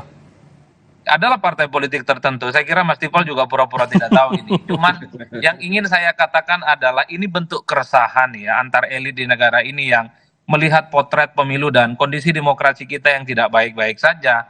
Kenapa Indonesia yang sudah merdeka cukup lama, pemilunya demokratis ya, bahkan disebut sebagai pemilu paling mantap di dunia karena memang one day one election dilaksanakan secara serentak tapi damai, tapi pada saat yang bersamaan kualitas pemilu dan demokrasi kita ini kan tidak terlampau bisa diharapkan, potensi kecurangan, mobilisasi aparatus-aparatus kekuasaan gitu ya, dan seterusnya dan seterusnya. Jadi dalam konteks itulah saya memaknai bahwa pembicaraan Pak JK dan Bu Mega andai pertemuan ini dilakukan tentu sebagai upaya untuk bagaimana merenungi dan berbicara tentang Indonesia yang dalam tanda kutip ya harus dikembalikan kepada jalan yang benar. Ini kan yang ramai sebenarnya diperbincangkan. Nah yang kedua harus dipersepsikan memang Mega dan Pak JK dalam konteks hari ini adalah tokoh politik yang memang harus dipersepsikan berada di luar kekuasaan politik ya secara naluriah dan secara chemistry. Oke. Karena apapun ketika Megawati berjarak dengan Pak Jokowi, ketika Pak JK mengusung Anies, ini adalah variabel yang bisa menegaskan sikap politik JK, sikap politik Mega ini akan berbeda secara diametral dengan kubu pemerintah yang belakangan ini memang dalam tanda kutip cukup merajalela kepentingan politiknya dan cukup vulgar dan cukup transparan. Oleh karena itu, ketika dua tokoh ini bertemu penting untuk ditunggu apa sikap resminya. Yang jelas bagi saya hal-hal yang sifatnya mutakhir dan happening pasti dibicarakan. Sehingga bagaimana kemudian kita bisa membaca kekuatan politik antara JK dan Megawati dalam pertemuan ini, dan mau memastikan juga nih kira-kira kalaupun betul jadi bertemu antara Pak JK dan Bu Mega, waktunya kapan dan di mana itu. Nanti kita akan diskusikan lagi usai jeda berikut ini.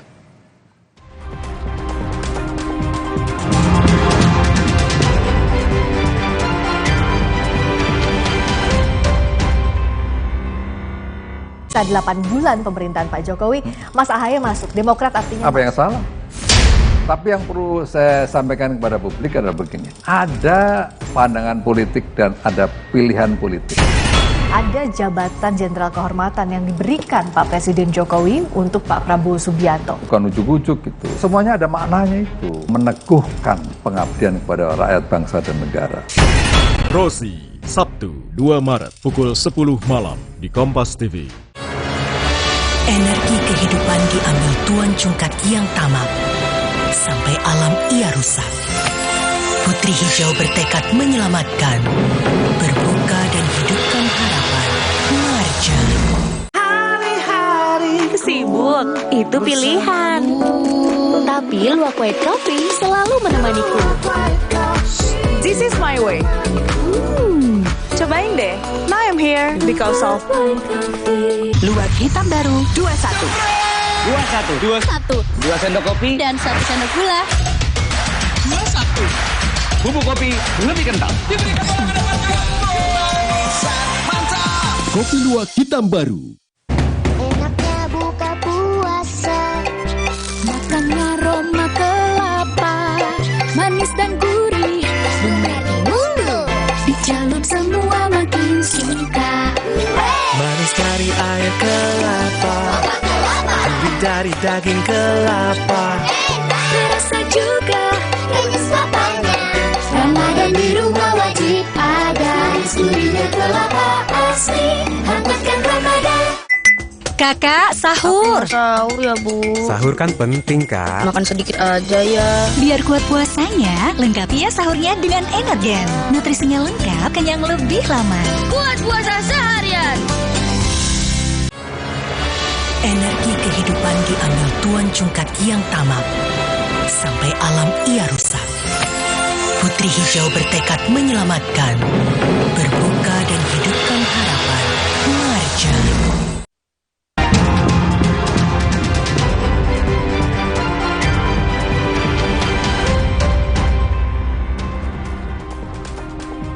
Kami masih mendiskusikan rencana pertemuan Yusuf Kala dan Megawati bersama dengan 3 narasumber, Hamid Awaludin, Erlangga Pribadi, dan Adi Praitno. Mas Angga, kalau kemudian Bu Mega benar akan bertemu dengan Pak Yusuf Kala nantinya, Anda memaknainya untuk arah kekuatan politik ke depannya bakal gimana nanti? Misalnya jadi bertemu tentu akan berakibat baik ya. Tentu akan mendorong pada hal yang positif, penguatan demokrasi kita. Karena kita tahu, sama-sama tahu bahwa baik Bu Mega ataupun Pak Yusuf Kala memiliki concern, memiliki perhatian terhadap demokrasi kita yang tadi sudah diutarakan oleh Mas Adi Praitno ini sedang tidak baik-baik saja, sedang mengalami pelemahan yang akut ya. Dan tentunya bahwa elit politik utama baik Bu Mega dan Pak JK, di mana apalagi Pak JK mengusung Anies Baswedan, Mas Anies, dan kemudian Bu Mega juga mengusung Mas Ganjar, tentu memiliki pengaruh yang signifikan, terutama bagi perkembangan politik kita, sehingga kita berharap bahwa proses demokrasi kita tidak menjadi lebih hancur atau kemudian tidak baik-baik saja, tapi inisiatif ini kita harapkan akan mendorong pada inisiatif-inisiatif yang lainnya bagi penguatan demokrasi di Indonesia. Signifikansinya bakal bagaimana? Karena kan ini carut-marut soal kecurangan, kemudian masalah sistem pemilu juga ini masih menyeruak begitu. Efek signifikannya bakal gimana nanti? Efek signifikannya tentunya apabila kemudian dua elit politik utama, yaitu Pak JK dan Bu Mega, yang memiliki pengaruh besar dalam politik di Indonesia, tentu ini akan membangun keseimbangan politik. Artinya bahwa dorongan-dorongan untuk memperkuat demokrasi itu akan muncul terutama di dalam kekuatan-kekuatan politik yang ada, di mana saat ini kita lihat bahwa demokrasi kita sedang mengalami pelemahan-pelemahan serius. Gitu. Oke, kalau menurut Anda Mas Adi, di balik pertemuan ini adu kekuatan politiknya bakal mengarahnya bagaimana ya nanti? Ya kalau saya menangkap ini sebagai upaya untuk mengonsolidasi, ya, menyolidkan pihak-pihak ataupun tokoh-tokoh yang selama ini merasa kecewa terkait dengan kondisi politik mutakhir kita. Kalau kita membaca statement-statementnya Pak JK dan Bu Mega ini kan sebenarnya cukup kritis melihat situasi politik mutakhir, ya, di mana pemilu misalnya dinilai ada indikasi-indikasi kecurangan dan seterusnya Mas. Jadi bagi saya ini untuk menjatuhkan persepsi, kesamaan ide termasuk chemistry, bagaimana potret politik kita itu di masa yang akan datang kembali ke jalan yang benar, ihdinas siratal mustaqim gitu ya. Karena memang kalau mau jujur sebenarnya ini kan banyak elit-elit di negara ini yang saya kira memandang demokrasi dan pemilihan tidak baik-baik saja, tapi kepentingan dan pola pikirnya belum satu dan belum ketemu. Misalnya Pak JK itu kan sama dengan Bu Mega, ataupun Pak Surya Paloh juga sama dengan Megawati. Bagaimana melihat pemilu kita itu ya kurang terlampau substantif misalnya. Jadi pertemuan ini sebenarnya untuk menyamakan persepsi, kira-kira apa upaya-upaya untuk memperkuat dan menyelamatkan demokrasi kita di masa yang akan datang. Karena ada kecenderungan misalnya politik elektoral kita ini kan sedang mundur ke belakang, yang saya kira memang memiliki catatan-catatan khusus di kalangan para elit ini. Maka tidak mengherankan kalau kemudian Pak JK dan Bu Mega itu bertemu, pasti perspektifnya kritis bagaimana pemerintahan dan potret demokrasi terkait dengan potret kepemimpinan di masa yang akan datang itu sedang akan dikoreksi dan tentu saja. Oke, ada perspektif kritis di sini yang membuat akhirnya Pak JK dan Bu Mega hendak bertemu, Pak Hamid. Sebetulnya keresahan apa yang dirasakan oleh Pak JK sebetulnya sampai akhirnya ada rencana pertemuan seperti ini? Ini ada atau tidak ada pertemuan ini, dari dulu Pak JK kan sangat kritis, ya, sangat terbuka membicarakan apa yang menggelisahkan dirinya dan menggelisahkan rakyat. Itu dulu platformnya ya, jauh sebelumnya ini. Bahwa keduanya bertemu, kalau Anda tanya saya sangat syukur karena akan memberi pesan moral kepada bangsa bahwa dua tokoh politik nasional ini yang memiliki pengalaman banyak dalam kehidupan berbangsa itu bisa bertemu, mungkin saling bertukar pikiran, sharing perasaan, satu yang masih berada dalam kekuatan real sebagai pimpinan partai yakni PDIP, satu berada dalam posisi kekuatan moral yakni Pak Yusuf Kalla, berdasarkan pengalaman empiriknya, berdasarkan pikiran-pikirannya. Itu bagus kalau kita pertemukan. Bisa ditakutkan secara secara lias ada yang marah bahwa ini akan terjadi begini, merepresentasi ini, seperti Idrus Marhan itu. Jadi keresahan itu dirasakan oleh Pak JK sendiri atau juga teman-teman Golkar merasakan hal yang sama?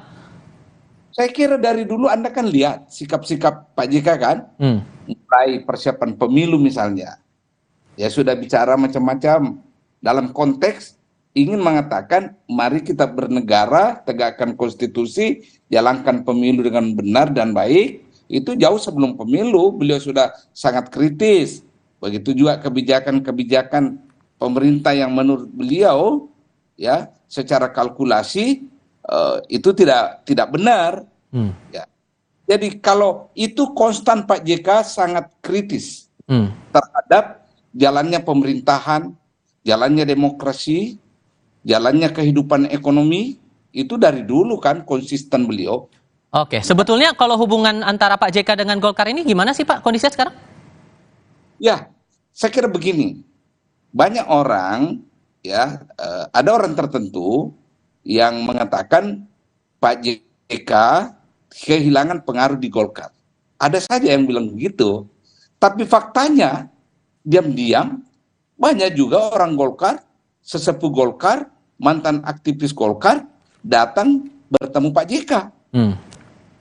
Jadi asumsi bahwa Pak JK telah kehilangan pengaruh di Golkar karena dia tidak ketua umum lagi dan tidak mau masuk dalam struktur, itu juga tidak benar. Oke, terakhir nih Pak Hamid. Jadi kalaupun benar mau ketemu, jadwalnya kapan dan di mana tuh? Ya, dua-duanya tergantung dengan schedule masing-masing. Pak JK juga akan sangat dinamis. Misalnya lusa dia ke Makassar, Ibu Mega lebih-lebih, ya kan? Apalagi waktu itu kampanye, jadi susah sekali memang diatur pertemuannya karena masing-masing punya schedule yang sangat padat. Oke. Tentu ini juga menarik untuk dicermati karena momennya juga mau rekapitulasi juga masih berjalan, dinamika juga masih terus bermunculan sampai dengan saat ini. Para narasumber, Oke, para narasumber terima kasih banyak sudah hadir dalam diskusi kami di Kompas Petang kali ini. Sehat selalu semuanya. Selamat sore. Ya, sehat-sehat semuanya. Kami hadirkan topik lainnya untuk didiskusikan sebentar lagi. Koalisi Masyarakat Sipil Anti Korupsi mendesak Kapolri untuk segera melakukan proses hukum terhadap mantan Ketua KPK Firly Bahuri. Pasalnya, hingga 100 hari usai ditetapkan sebagai tersangka, Firly tidak kunjung ditahan. Kami segera kembali.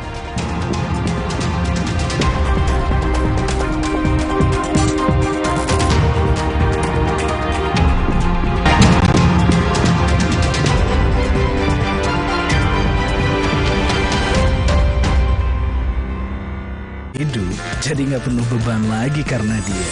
Pakai Telkomsel Lite, 25.000 dapat 6 GB dan kuota 1 GB tiap bulan.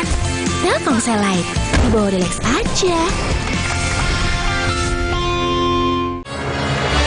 Energi kehidupan diambil tuan cungkat yang tamak, sampai alam ia rusak. Putri Hijau bertekad menyelamatkan, berbuka dan hidupkan harapan. Marja. Halo teman-teman, Bobo keluarin edisi koleksi terbaru nih. Edisi koleksi hadir lagi dengan 132 halaman. Ada 20 halaman cergam panjang yang baru dan eksklusif. Selain bisa bernostalgia, edisi koleksi ini juga bisa menjadi bahan bacaan bersama si kecil. Paling spesial lagi, ada door prize senilai ratusan juta rupiah. Tunggu apa lagi? Segera dapatkan melalui pre-order di e-commerce, gridstore.id dan Gramedia hingga 11 Maret 2024. Sibuk warawiri, tahu-tahu beduk udah bunyi. Aqua dulu. Bangun anak-anak, ayo bangun cepet sahur. Bangun sahur? Nyawa belum ngumpul. Aqua dulu. Datang dari 19 gunung terpilih, disaring lapisan bebatuan, kaya akan mineral alami. Aqua, 100% murni di bulan yang suci. Kakak, sahur. Sahur ya, Bu. Sahur kan penting, Kak. Makan sedikit aja ya. Biar kuat puasanya, lengkapi ya sahurnya dengan Energen. Nutrisinya lengkap, kenyang lebih lama. Buat puasa seharian. Hidup jadi nggak penuh beban lagi karena dia. Pakai Telkomsel Lite, 25.000 dapat 6 GB dan kuota 1 GB tiap bulan. Telkomsel Lite, dibawa relax aja. Energi kehidupan diambil tuan cungkat yang tamak, sampai alam ia rusak. Putri Hijau bertekad menyelamatkan, berbuka dan hidupkan harapan. Marja.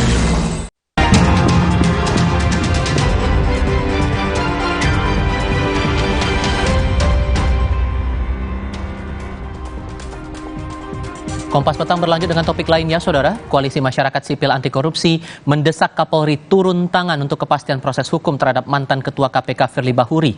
Pasalnya hingga 100 hari usai ditetapkan sebagai tersangka, Firly tidak kunjung ditahan.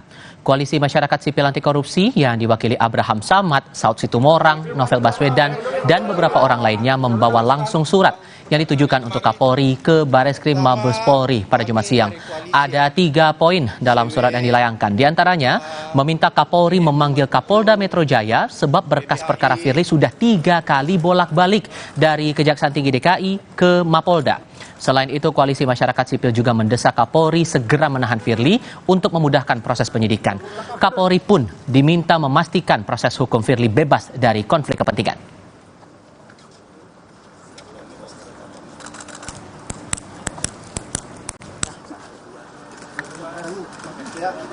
Sebenarnya memang di dalam KUHP sendiri dinyatakan penahanan itu menjadi salah satu syarat subjektif. Maka sangat pantas dan sangat layak kasus Firly Bahuri yang ditetapkan sebagai tersangka melakukan tindak pidana pemerasan itu segera dilakukan penahanan. Perlu dipahami, Saudara, pada Senin 26 Februari lalu, Firly Bahuri seharusnya menjalani pemeriksaan lanjutan dalam kasus dugaan pemerasan terhadap mantan Menteri Pertanian Syahrul Yassin Limpo. Namun, lagi-lagi Firly absen. Sejak ditetapkan Firly sebagai tersangka pada November 2023 lalu, ia sudah 2 kali mengajukan gugatan pra-peradilan terkait sah tidaknya penetapan tersangka dirinya. Namun, gugatan pertamanya ditolak Pengadilan Negeri Jakarta Selatan.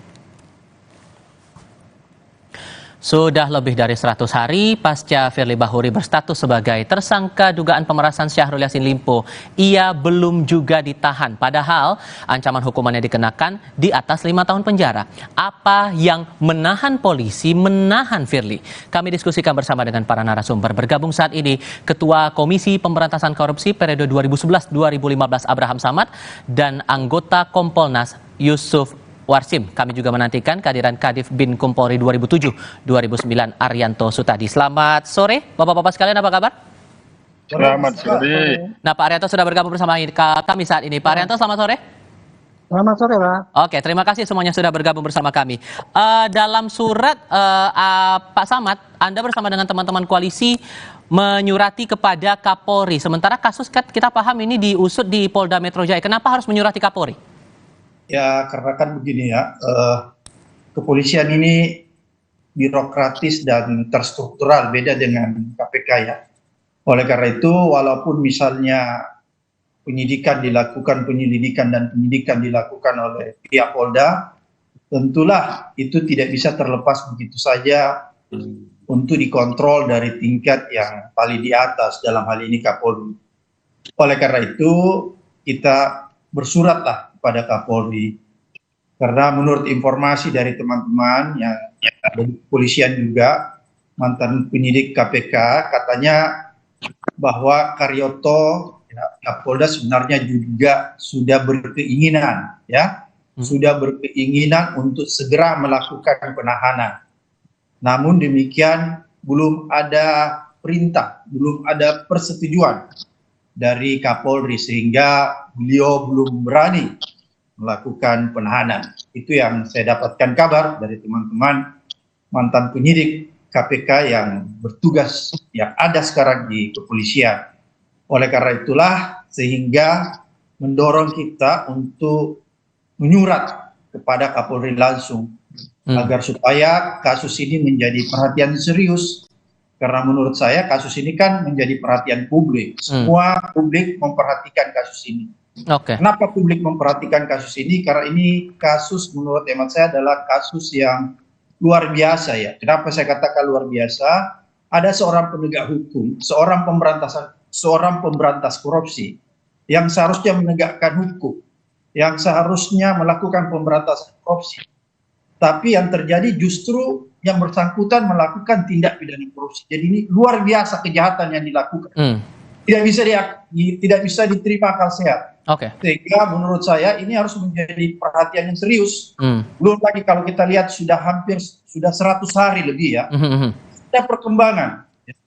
Saya paham betul bahwa di dalam KUHP itu sendiri dinyatakan bahwa ya kewenangan untuk melakukan penahanan itu menjadi kewenangan yang sifatnya subjektivitas. Oleh kita paham.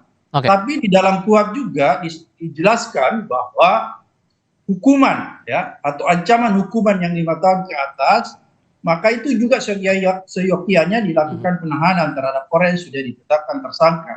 Saya coba tanyakan hal itu kepada, tahan dulu Pak Samad, saya harus tanyakan dulu ke Pak Arianto. Ini kenapa apa sebetulnya membuat Kapolri tidak kunjung akhirnya memerintahkan kepada Kapolda untuk menahan Firly Bahuri? Kalau saya kira ya, untuk menahan sama enggak itu sebetulnya kewenangan penyidik ya, tidak harus menunggu dari Kapolri. Terutama ini kasus ini kan yang menangani kan Kapolda.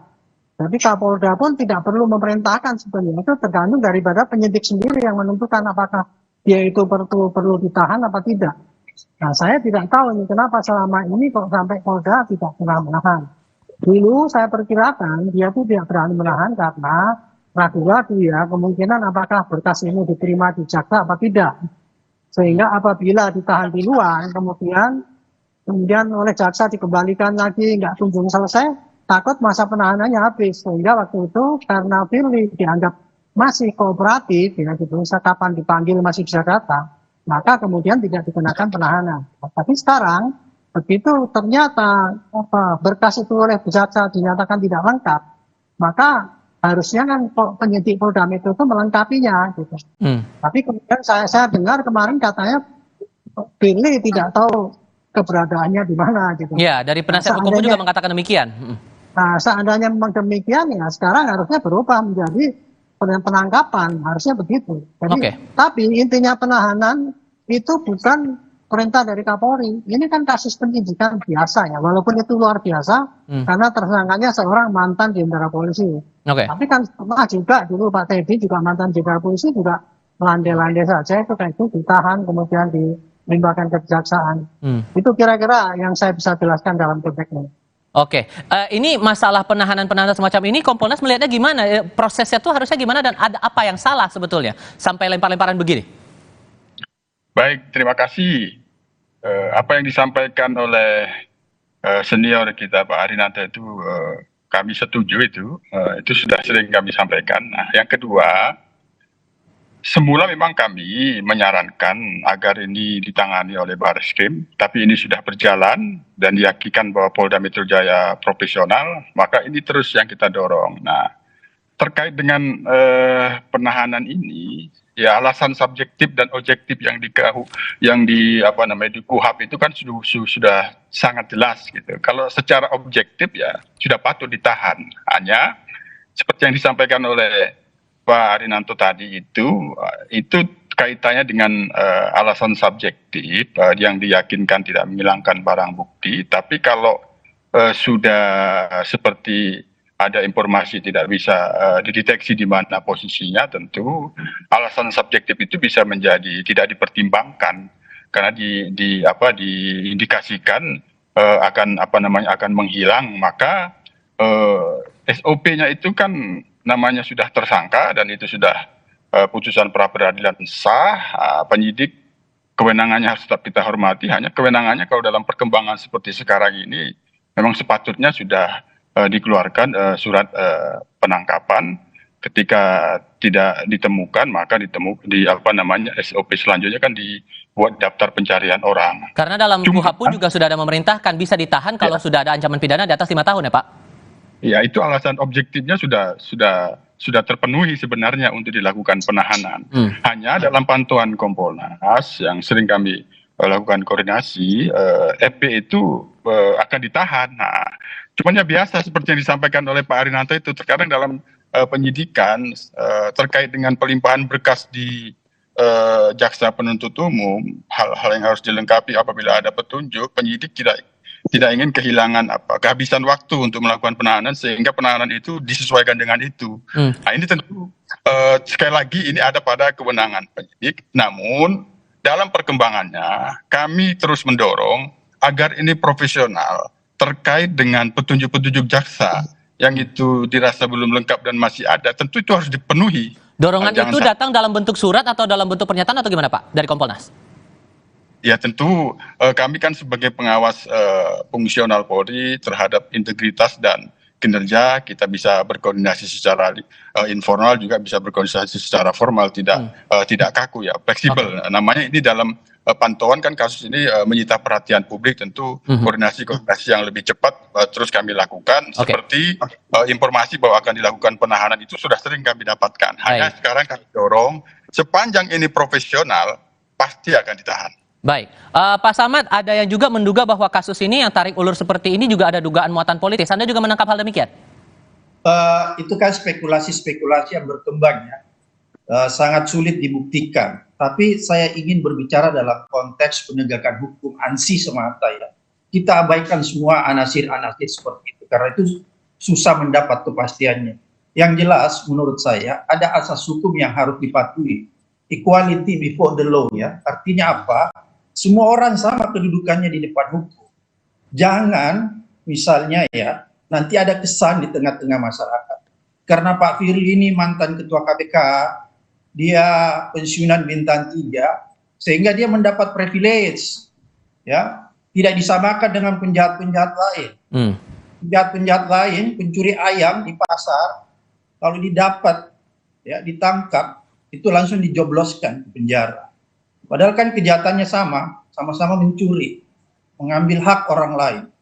Ini yang kita tidak mau ya. Karena apa? Karena kalau ini terjadi, kita khawatir ini akan menurunkan kepercayaan masyarakat terhadap penegakan hukum. Nah, kita harus menjaga trust ya. Kita harus menjaga kepercayaan masyarakat agar supaya dia tetap melihat bahwa law enforcement yang dilakukan oleh aparat penegak hukum itu betul-betul berkeadilan dan tanpa pandang bulu. Sebenarnya itu yang ingin kita jaga. Apalagi kalau dilihat ya bahwa Firly ini kan selama pemeriksaannya pernah juga mangkir beberapa kali. Sebenarnya sudah ada alasan ya, sudah ada alasan oleh penyidik untuk melakukan penahanan sebelum seperti yang terjadi sekarang. Kalau tadi Pak Rianto katakan bahwa sudah ada informasi yang bersangkutan melarikan diri atau tidak ditahu keberadaannya. Ya ini karena harusnya menurut saya sejak dari awal itu sudah diantisipasi. Termasuk ada isu saling sandra kasus antara Pak Karyoto dengan Pak Firly. Anda menangkapnya gimana tuh? Kenapa Mas? Ada saling sandra kasus antara Pak Karyoto dengan Pak Firly di balik tarik ulur kasus yang di Polda Metro Jaya ini. Anda menangkap juga itu berhubungan? Makanya kemudian tarik ulur kasus ini panjang sekali? Itu kan spekulasi yang berkembang ya, susah dibuktikan. Tapi saya lebih melihat kepada apa tadi ya, berbicara dalam aspek penegakan hukum semata, bahwa seharusnya saya paham betul yang tadi sering disampaikan orang bahwa penahanan itu menjadi alasan subjektif penyidik. Kalau dia menganggap wajar ditahan dan tidak wajar ditahan itu menjadi kewenangan. Tapi jangan lupa di dalam KUHP juga itu nyata-nyata sudah dijelaskan bahwa ancaman hukuman terhadap seseorang ya yang melakukan tindak pidana di atas 5 tahun, maka itu juga bisa dilakukan penahanan. Ingat bahwa pasal yang dikenakan Firly kalau pemerasannya itu memang 5 tahun, tapi Anda lihat pasal lain itu ada pasal 12A gratifikasi, itu ancamannya 12 tahun, makanya sebenarnya sejak dari awal sudah bisa dilakukan penahanan. Tapi saya paham juga yang tadi disampaikan Pak Rianto, mungkin pada saat awal-awal dikhawatirkan pemberkasannya belum rampung sehingga kalau buru-buru ditahan nanti habis masa penahanannya. Oleh karena itu tidak buru-buru ditahan, tapi kan ini sudah hampir 100 hari. Sehingga kalau begitu Anda menilainya kualitas penegakan hukum yang dilakukan oleh Kapolda untuk kasus Firly ini gimana? Kelihatannya agak aneh menurut saya ya. Dan orang bisa bertanya-tanya ini ada apa gitu, kenapa sampai takut menahan Firly? Memangnya Firly ini siapa?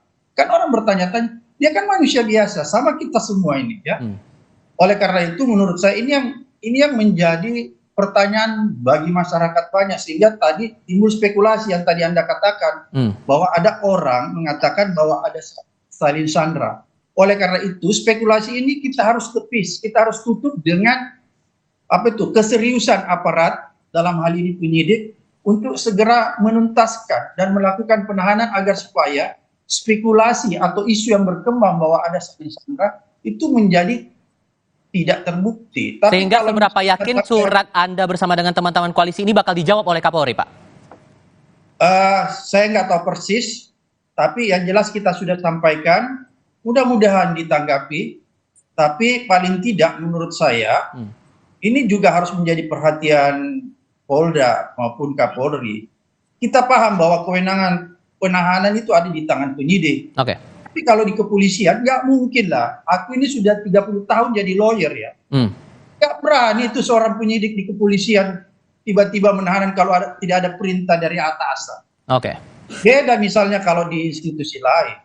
Udah 30 tahun ya aku jadi jadi lawyer ya. Jadi tahu betul di sana. Oke, Pak Arianto. Nggak berani itu penyidik menahan kalau nggak ada perintah dari atas. Oke, Pak Arianto, seberapa yakin Anda bahwa surat dari teman-teman koalisi ini bakal dijawab oleh Kapolri? Itu surat itu pasti tidak akan dijawab oleh Pak Kapolri, Pak. Tetapi yang akan menjawab adalah nanti penyidiknya dengan tindakan, apakah dia itu menindaklanjuti dengan penahanan atau tidak. Jadi surat oleh Pak Abraman Samad tadi ya kepada Polri, itu alamatnya mestinya kepada penyidik, cukup kepada penyidik. Karena ini kewenangan untuk menahan ini kepada penyidik saja kok. Pak Kapolri tidak akan cawe-cawe ke situ lah gitu. Walaupun katanya kabarnya itu ada perintah gitu dan sebagainya. Tapi kalau sudah beredar isunya seperti ini, bergulir seperti ini di muka publik, itu respon Kapolri bakal gimana ya? Ya Pak Kapolri paling menekan pada Kapolda Metro, coba itu ditanggapi itu gitu. Tetapi kalau perhitungan saya Pak ya, seandainya dulu itu Firly itu ditahan sesuai dengan tuntutan publik pada waktu awal, sekarang udah habis tuh masa penahanannya, sementara berkasnya belum selesai, gitu loh. Jadi untung dia belum ditahan, sehingga sekarang dia untuk menahan ada alasan yang cukup kuat gitu. Saya ingin menegaskan lagi ya, aturan hukum itu lengkap Pak. Untuk penahanan itu syaratnya objektif itu tadi ukuran hukumannya 5 tahun lebih atau pasal-pasal tertentu gitu. Tapi subjektifnya adalah kepada penyidik, bukan kepada atasan penyidik, bukan ada pengawas penyidik, tapi penyidik itu sendiri. Harusnya dia itu yang menyatakan apa dia perlu nahan apa tidak. Nah sekarang ternyata ya itu berkas nggak selesai juga, sehingga kan dia butuh waktu. Sementara si Firly mau dipanggil nggak datang, berarti kan itu tambah lama. Makanya sudah kesempatannya lah sekarang kalau penyidik itu melakukan penahanan kepada si Firly itu kurang lebih begitu. Tetapi sekali lagi kembali pada penyidik ini, ya betul nggak itu cukup nggak buktinya selama ini, mulai dari dia menetapkan penyidikan itu bisa menjadi berkas yang diterima oleh JPU itu ukurannya. Jadi keseriusan daripada polisi sekarang Pak diukur daripada tindak lanjut itu. Nanti kita lihatlah apakah berkas ini kemudian diterlantarkan atau kemudian dengan DPO dan kemudian menyerahkan berkas bersama dengan tersangkanya apabila itu sudah dinyatakan dengan lengkap. Itu kira-kira yang bisa saya jelaskan. Sehingga Kompolnas akan menyikapinya bagaimana kemudian? Apakah akan ada arahan atau instruksi, rekomendasi begitu kepada Kapolda untuk segera menindak ini, mengarahkan kepada penyidik untuk melakukan penahanan terhadap Firly? Kalau Pak Kapolda itu sudah sering menyampaikan ke kami, ini tetap kita profesional, tidak ada unsur-unsur apapun.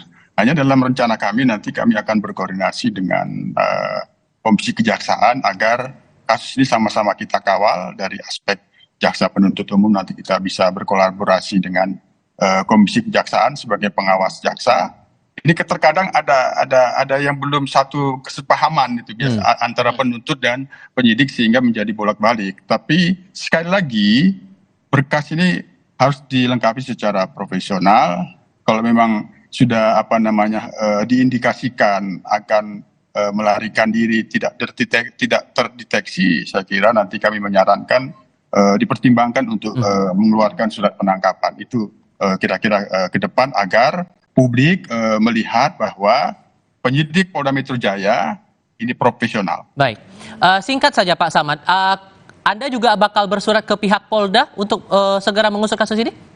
Begini, seperti tadi saya katakan, saya ini sudah hampir 30 tahun jadi lawyer. Jadi apa yang disampaikan tadi Pak Arianto tadi itu betul, bahwa kewenangan penahanan itu ada penyidik. Tapi di institusi kepolisian tidak seperti itu Pak Arianto. Kita harus juga buka mata bahwa setiap penyidik mau melakukan penahanan, dia harus melakukan koordinasi kepada atasannya. Apakah dia diizinkan atau belum diizinkan? Itu yang terjadi.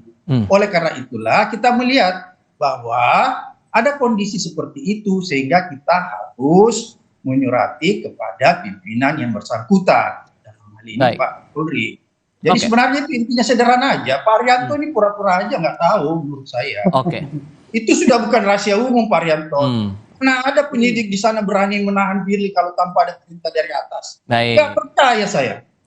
Itikat baik inilah yang sama aja semua kasusnya Sapa Sampo.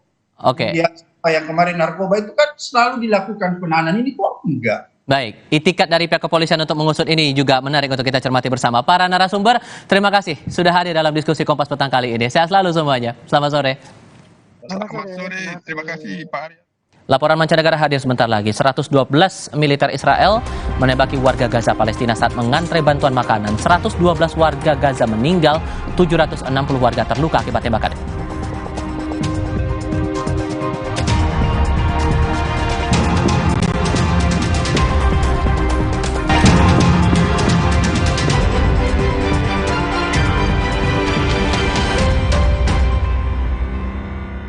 Gue itu si paling kerja, syuting seharian, tiba-tiba sakit kepala.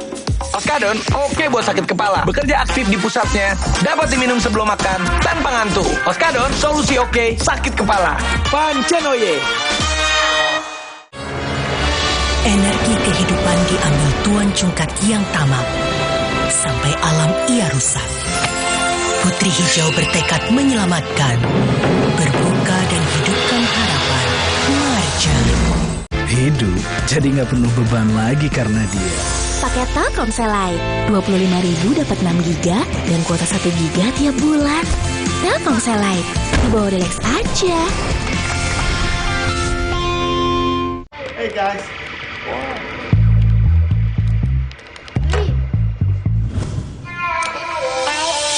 Hey, lihat aku, putar celup jadi seru. Hey, lihat aku. Kakak, sahur. Sahur ya, Bu. Sahur kan penting, Kak. Makan sedikit aja ya. Biar kuat puasanya, lengkapi ya sahurnya dengan Energen. Nutrisinya lengkap, kenyang lebih lama. Buat puasa seharian. Kata orang, gue itu si paling kerja, syuting seharian, tiba-tiba sakit kepala. Oskadon, oke buat sakit kepala. Bekerja aktif di pusatnya, dapat diminum sebelum makan, tanpa ngantuk. Oskadon, solusi oke, sakit kepala. Pancenoye. Energi kehidupan diambil Tuan Cungkat yang tamak, sampai alam ia rusak. Putri Hijau bertekad menyelamatkan, berbuka dan hidupkan harapan. Marja. Kakak, sahur. Sahur ya, Bu. Sahur kan penting, Kak. Makan sedikit aja ya. Biar kuat puasanya, lengkapi ya sahurnya dengan Energen. Nutrisinya lengkap, kenyang lebih lama. Buat puasa seharian. Hidup jadi nggak penuh beban lagi karena dia. Paket Telkomsel Lite, 25.000 dapat 6 GB dan kuota 1 GB tiap bulan. Telkomsel Lite, di bawah Relax aja. Kakak, sahur. Sahur ya, Bu. Sahur kan penting, Kak. Makan sedikit aja ya. Biar kuat puasanya, lengkapi ya sahurnya dengan Energen. Nutrisinya lengkap, kenyang lebih lama. Buat puasa seharian.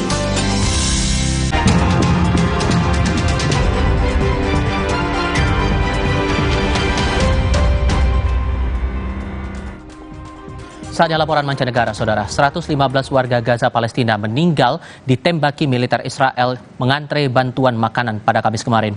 Tentara Israel atau IDF merilis rekaman kerumunan warga Palestina dan menembaki mereka saat mengerumuni dan antre bantuan. Dalam insiden itu, 115 warga meninggal dan lebih dari 750 warga terluka akibat tembakan militer Israel. Militer Israel berdalih korban tewas karena saling terinjak saat mengantre truk konvoi bantuan. Namun sumber anonim Israel mengakui militer melepas tembakan ke arah kerumunan karena menurut mereka bisa menimbulkan ancaman. Kondisi di Gaza kian memprihatinkan imbas krisis kemanusiaan, kesehatan, hingga kekurangan gizi akut.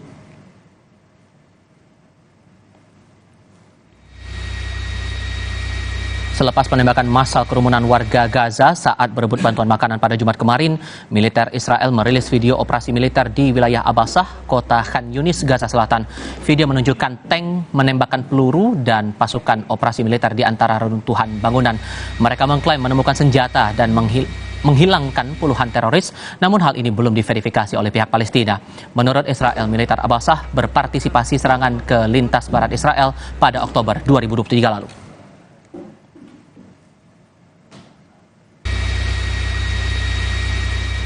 Sebuah pohon akasia dengan tinggi 10 meter roboh dan menimpa mobil di Jakarta Selatan. 2 orang terluka. Lengkapnya sebentar lagi.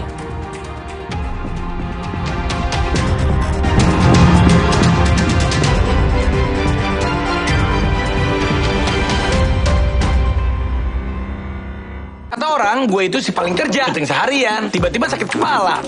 Oskadon, oke buat sakit kepala. Bekerja aktif di pusatnya. Dapat diminum sebelum makan, tanpa ngantuk. Oskadon, solusi oke, sakit kepala. Pancenoye. Energi kehidupan diambil Tuan Cungkat yang tamak.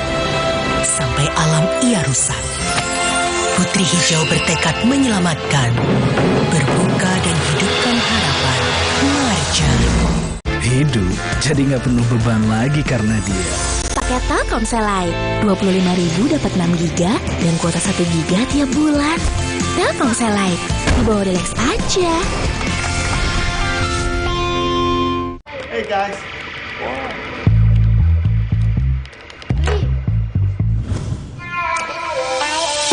Hey, lihat aku putar celup jadi seru. Hey, lihat aku. Kakak, sahur. Sahur ya, Bu. Sahur kan penting, Kak. Makan sedikit aja ya. Biar kuat puasanya, lengkapi ya sahurnya dengan Energen. Nutrisinya lengkap, kenyang lebih lama. Buat puasa seharian. Energi kehidupan diambil Tuan Cungkat yang tamak. Sampai alam ia rusak. Putri Hijau bertekad menyelamatkan, berbuka dan hidupkan harapan. Marja. Setelah kerja seharian, ibadah harus terus disempurnakan. Cepat minum Bodrek. Dapat diminum sebelum makan. Siap menjalani aktivitas sepenuh hati. Bodrek terus menangkan harimu. Kakak, sahur. Sahur ya, Bu. Sahur kan penting, Kak. Makan sedikit aja ya. Biar kuat puasanya, lengkapi ya sahurnya dengan Energen. Nutrisinya lengkap, kenyang lebih lama. Buat puasa seharian. Hidup jadi nggak penuh beban lagi karena dia. Paket Telkomsel Lite, 25.000 dapat 6 GB dan kuota 1 GB tiap bulan. Telkomsel Lite, di bawah Delex aja.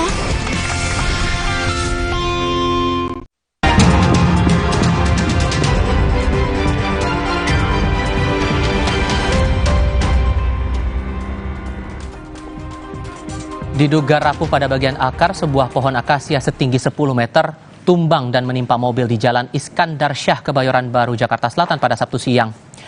2 penumpang mobil terluka akibat kejadian ini. Anda melihat video amatir ketika sebuah pohon akasia setinggi 10 meter tumbang dan menimpa mobil yang tengah melintas di Jalan Iskandar Syah, Kebayoran Baru. Bagian depan mobil ringsek sementara kaca mobil pecah usai tertimpa pohon besar.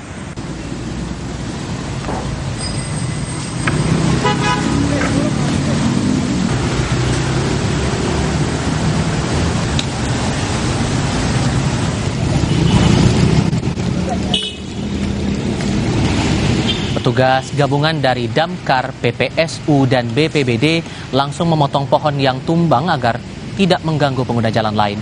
Arus lalu lintas yang sempat tersendat saat ini sudah kembali normal.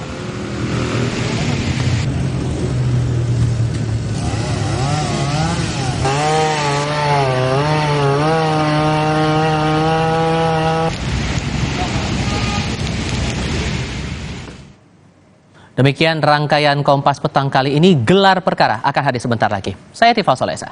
Dan saya Audrey Chandra, berterima kasih. Sampai jumpa lagi.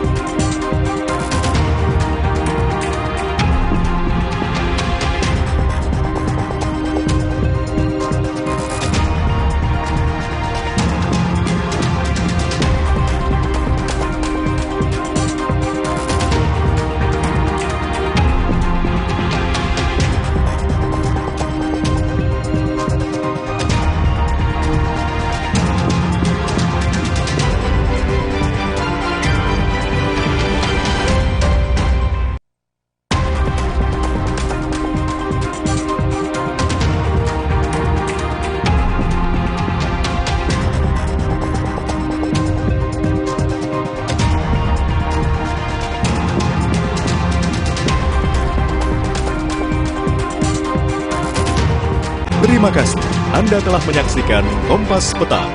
Didukung oleh This is my way. Cobain deh. Jadikan Ramadan Anda lebih bernilai bersama program-program istimewa Kompas TV. Kompas Sahur, Series of Faith, Suci Barbar Show, Kalam Hati Spesial Ramadan, Cooking is Fun, Mutiara Ramadan, Kurma Kuliah Ramadan. Pastikan Ramadan Anda lebih bermakna bersama teman Ramadan, Kompas TV. Bahagia menyambut bulan suci bersama Kompas TV, teman Ramadan.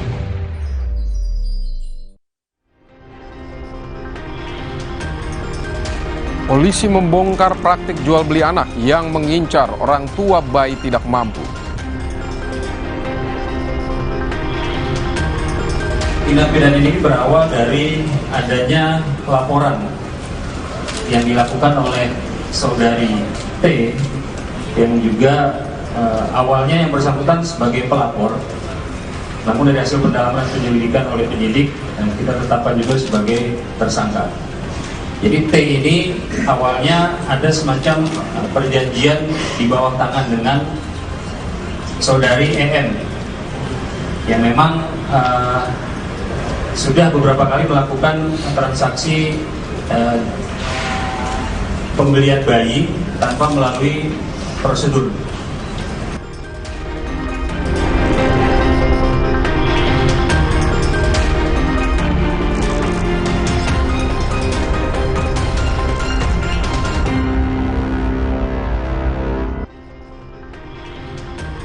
Halo saudara, salam jumpa kembali di Gelar Perkara bersama saya, Fidibat Lolone.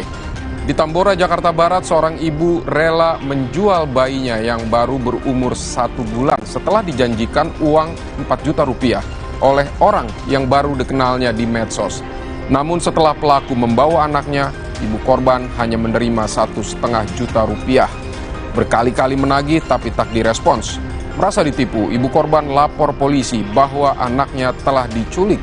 Akhirnya polisi menangkap 2 pelaku pasangan suami istri. Dari sinilah kasus jual beli bayi terungkap. Kasus perdagangan anak terjadi silih berganti. Lantas bagaimana modus kejahatan ini? Kami akan menelusuri dalam Gelar Perkara pekan ini. Bayi-bayi Malang diperdagangkan. Bayi-bayi tersebut mereka mencarinya melalui sebuah aplikasi atau sebuah form media sosial. Di situ ada grup adopsi anak. Nah, ini masuk kategori adopsi ilegal gitu.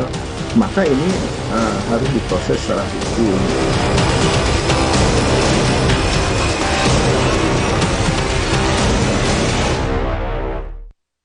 Kasus perdagangan anak kembali menuai perhatian publik. Baru-baru ini sebuah kasus di Tambora, Jakarta Barat berhasil diungkap oleh polisi setelah menerima laporan dari ibu korban. Saat ini kelima anak-anak yang berhasil diamankan oleh polisi sekarang berada di sebuah panti sosial di Jakarta. Bagaimanakah kronologi serta motif dari kejahatan ini? Selengkapnya akan kami ulas bersama saya Ursula Putri dalam Gelar Perkara Sindikat Perdagangan Bayi.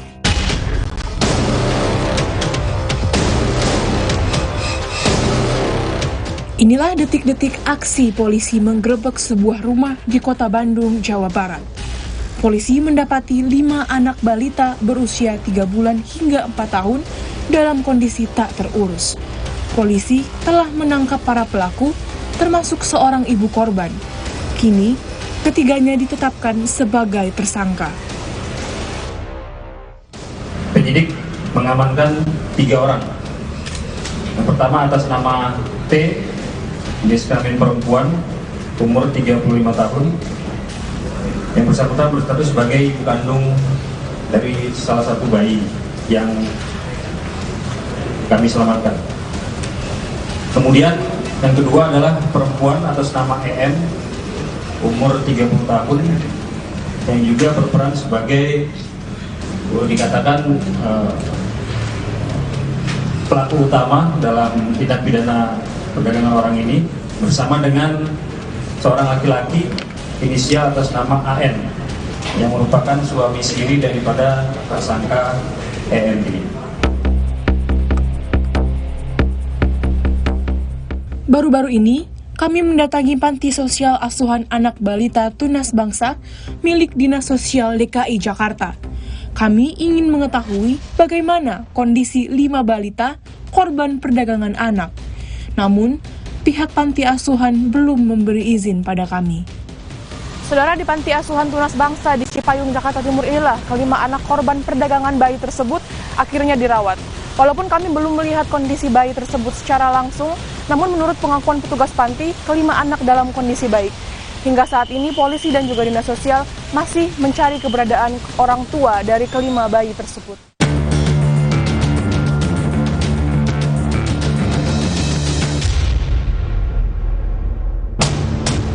Kasus tindak pidana perdagangan orang ini terungkap saat T, warga Tambora, Jakarta Barat, melapor kepada polisi bahwa anaknya diculik pelaku EM.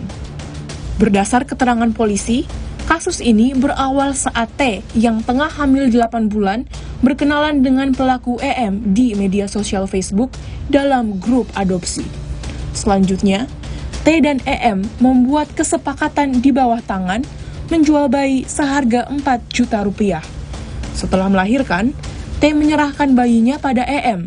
Namun, T hanya menerima transferan 1,5 juta rupiah. Merasa ditipu, T melaporkan EM atas dugaan penculikan. Belakangan diketahui, EM biasa membeli dan mendapatkan bayi di luar prosedur. Di situ ada grup adopsi anak. Banyak menurut EM banyak yang memberikan memberikan penawaran terhadap bayi yang sedang dikandungnya. Jadi kata EM nanti akan ditawarkan banyak. Saya di sini saya lagi mengandung 8 bulan, jenis kelaminnya ini nanti disebutkan dengan variasi harga atau variasi kompensasi yang ditawarkan berbeda-beda. Saya tanya kenapa EM memilihnya ibu ini, ibu T, kenapa saya bilang ya? Karena menurut dia kompensasi yang ditawarkan oleh si ibu T ini tidak terlalu tinggi gitu Pak. Ada semacam janji yang disampaikan oleh ibu EM ini bahwa nanti akan diberikan kompensasi uang sebesar 4 juta rupiah. Namun pada faktanya pada saat penyerahan bayi ini ke ibu EM dari ibu T, ibu T baru menerima 1,5 juta. Ketika ditagih, ibu EM ini berdalih terus Mbak, atau menyampaikan alasan yang lain, nanti ini, nanti itu. Nah, ketika dihubungi terakhir kalinya, akhirnya ada penyampaian dari ibu EM, ya mana kalau mau kamu bayimu balik sini, kamu kasih ke saya uang gitu. Jadi malah dibalik. Itu awalnya Mbak, laporan polisinya yang diadukan kepada kami. Polisi berhasil menangkap 2 pelaku, EM dan AN suaminya, di Karawang, Jawa Barat. Dari keterangan pelaku, polisi mendapat lokasi bayi di rumah orang tua EM di Kota Bandung. Di rumah tersebut, polisi malah menemukan 5 anak balita, termasuk anak tersangka T. Menindaklanjuti informasi yang diberikan oleh si ibu EM ini terlapor. Ibu EM menyatakan bahwa bayi yang dicari ada di rumah orang tuanya di Bandung. Kemudian tim bergerak ke sana beserta dengan ibu EM juga. Di sana pada saat datang tim dari Polsek dan Polres Metro Jakarta Barat ini kagetnya karena ternyata bayinya bukan cuma hanya yang dilaporkan saja, tapi ada 4 orang balita lainnya. Nah di situ mungkin bisa lihat di rekaman video yang beredar itu Mbak, anggota merasa prihatin ya Mbak, kondisi bayinya mungkin masih di bawah 1 tahun dan ada yang di bawah 3 tahun, tidurnya di lantai dengan menggunakan kasur busa yang tipis itu. Selain anak tersangka T, 4 balita lain diduga kuat merupakan hasil jual beli secara ilegal tersangka EM dan AN. Saat ini, polisi masih berupaya menemukan orang tua ke-4 balita. Dalam kasus jual beli anak, modus tersangka mencari korban melalui media sosial. pelaku mengincar orang tua yang mengalami kesulitan ekonomi. Setelah kenal orang tua korban, pelaku menawarkan sejumlah uang agar dapat mengadopsi anak. Selanjutnya, pelaku membuat perjanjian di bawah tangan dengan orang tua korban. Jika orang tua sepakat, pelaku mentransfer uang lalu membawa si anak. Guna mengetahui bagaimana proses transaksi jual beli antara tersangka EM dan T, ibu korban, kami mendatangi Polres Metro Jakarta Barat. Kami mengajukan izin mewawancarai kedua tersangka, namun kami tidak mendapat izin. Di Polres Metro Jakarta Barat inilah kedua pelaku ditahan, T selaku ibu korban dan juga EM selaku pembeli bayi.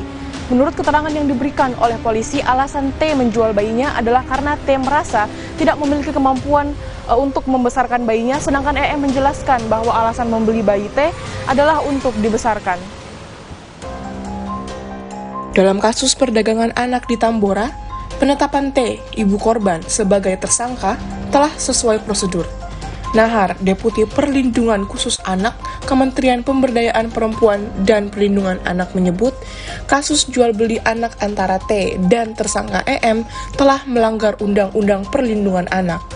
Dan dari sisi penegakan hukum tentu pelaku-pelakunya berhasil diproses secara hukum, tentu karena memenuhi unsur tadi, di samping memenuhi unsur perdagangan orang, khususnya anak, tapi ini juga memenuhi unsur tentang pengangkatan anak yang tidak sesuai dengan peraturan perundang-undangan yang berlaku. Dan ya udah otomatis bahwa ini tidak sesuai dengan pasal 39 tadi gitu ya.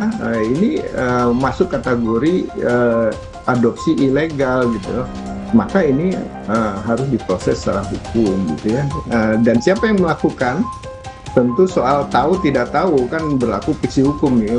Kalau aturannya sudah ada, maka semua orang harus patuh. Begitu ada orang tidak patuh meskipun dia orang tuanya, maka dia diproses. Maka dalam hal ini ibu ini dengan dua penadah, istilahnya yang menerima itu akhirnya dituntut sesuai dengan peraturan undang-undang perlindungan.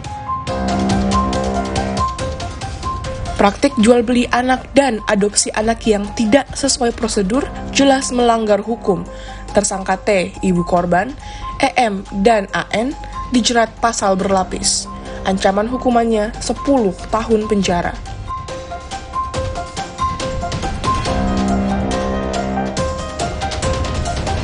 Saat ini mereka dipersangkakan melanggar pasal dalam perlindungan anak dan tindak pidana perdagangan orang yang ancaman pidananya penjara 10 tahun penjara. Jadi ancaman pidananya, pasal yang dijerat mereka adalah pasal 76, junto pasal 88, Undang-Undang Republik Indonesia Nomor 35 Tahun 2014 tentang perlindungan anak, kemudian pasal 2 dan 5 Undang-Undang 21 Tahun 2007 tentang tindak pidana perdagangan orang. Kasus perdagangan orang berulang dari tahun ke tahun walaupun polisi seringkali berhasil mengungkapnya. Kira-kira apakah penyebab kejahatan ini berulang kembali dan bagaimanakah cara untuk memberantasnya? Selengkapnya dalam gelar perkara. Kasus perdagangan anak masih terus terjadi hingga kini. Lantas apa penyebabnya? Saksikan usai jeda.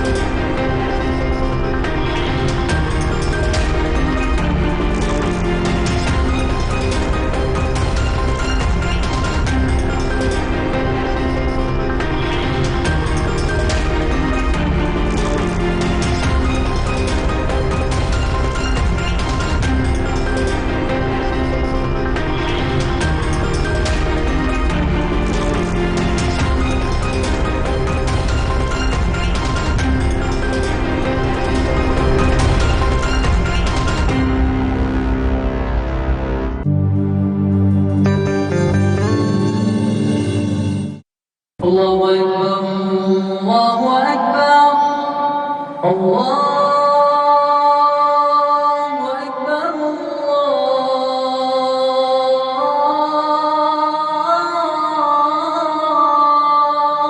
Allahu Akbar. Asyhadu an la ilaha illallah.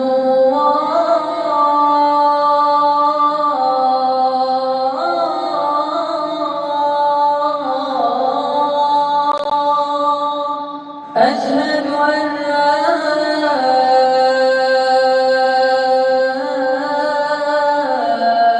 إله إلا الله.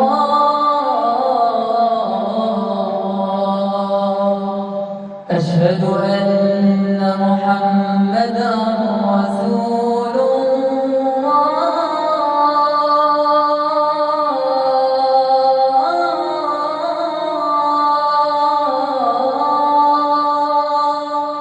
أشهد أن محمدا رسول الله.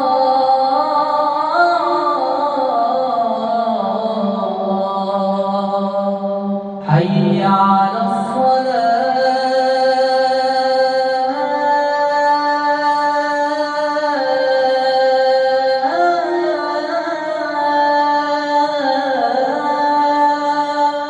حي على الصلاة.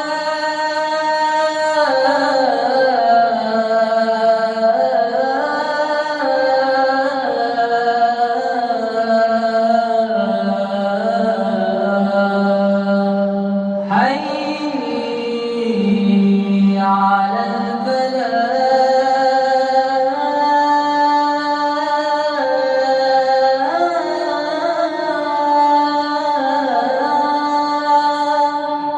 حي على الفلاح.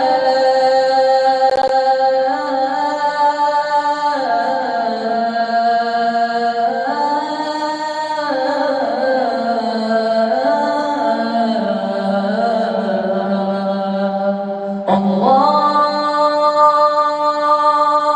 أكبر،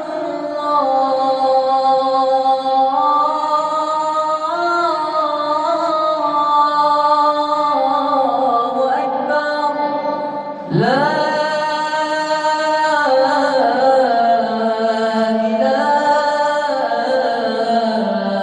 إلا الله.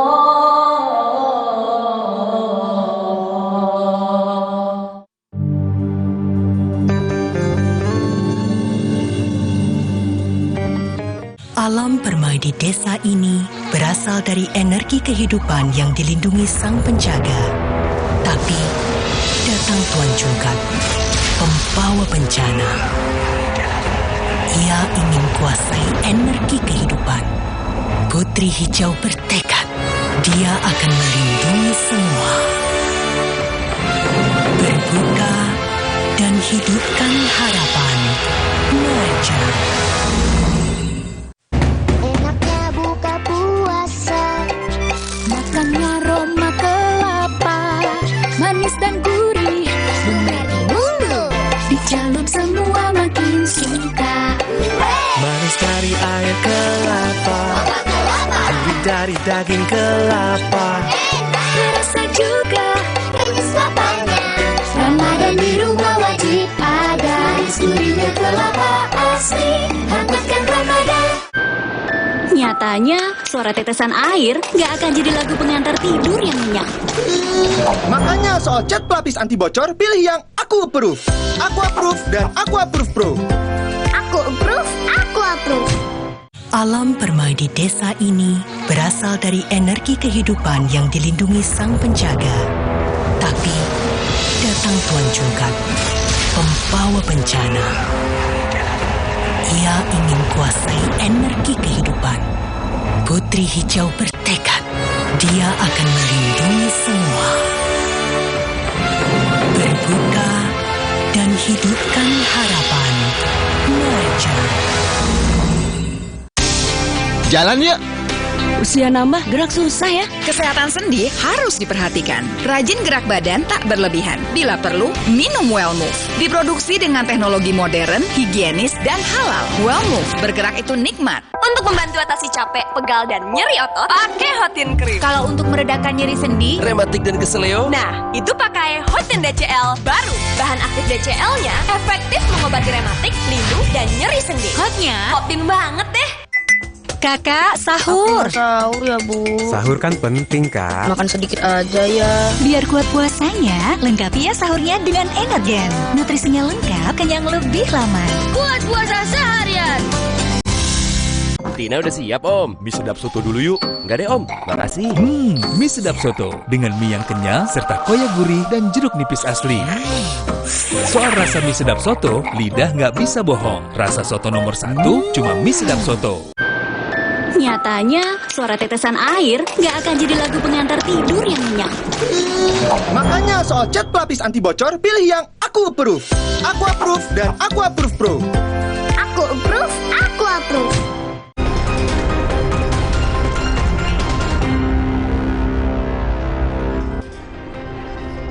Terima kasih Anda masih di Gelar Perkara. Jumlah kasus tindak pidana perdagangan orang, khususnya anak, tergolong tinggi. Faktor apa saja yang mendorong praktik perdagangan anak masih terjadi?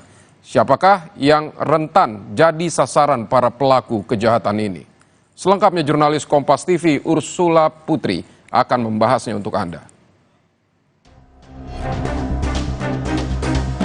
Ya, harus dipahami ini sebagai fenomena gunung es. Bisa jadi modus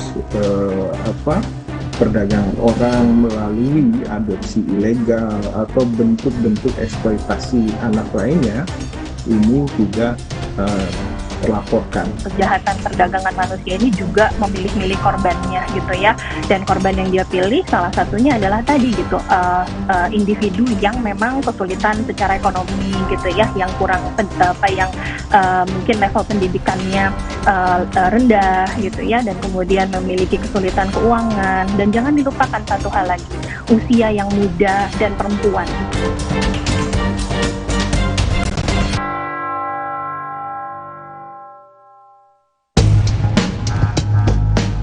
Saat ini, upaya perlindungan anak masih menemui jalan terjal.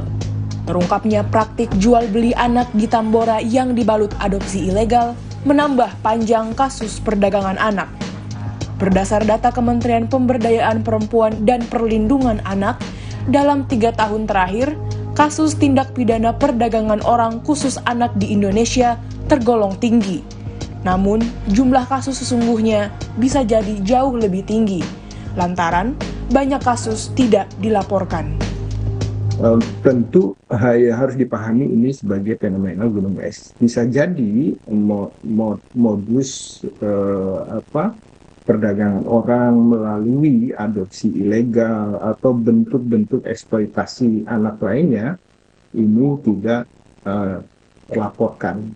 Salah satu contoh kasus bahwa di Tambora itu kebetulan bahwa si ibu itu melaporkan ke pihak kepolisian, lalu kemudian diungkap ada 5 kasus di dalamnya yang mengakibatkan 5 anak ini masuk dalam proses perdagangan orang melalui modus adopsi ilegal.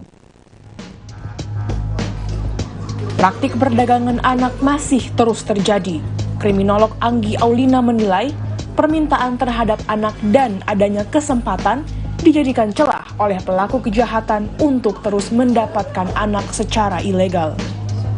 Gitu, ada permintaan dan ada kesempatan gitu ya. Jadi pada saat ada permintaan tapi kalau kesempatannya ditutup gitu ya, dengan penjagaan yang ketat, dengan pengawasan yang ketat baik dari level keluarga, level komunitas gitu ya, bahkan sampai level daerah gitu ya, saya rasa permintaan ini akan tereduksi gitu ya, atau tertutup bahkan sama sekali. Nah, problemnya adalah berarti ada sistem pengawasan yang mungkin belum efektif gitu ya dalam mencegah kejahatan ini, sehingga aspek kesempatan ini masih ada gitu ya, sehingga menghasilkan angka dari kasus perdagangan manusia yang terjadi di Indonesia.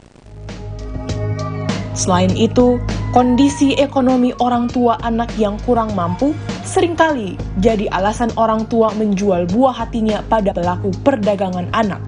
Ditambah, banyak orang tua tidak tahu menjual anak merupakan pelanggaran hukum. Tadi ada persoalan-persoalan ekonomi, pengetahuan yang terbatas, lalu kemudian situasi-situasi yang memaksa satu keluarga itu harus melepas anaknya gitu ya, tanpa berpikir panjang karena tadi desakan kondisi tertentu, termasuk kebutuhan yang mendesak itu, sehingga kejadian-kejadian ini terus berulang.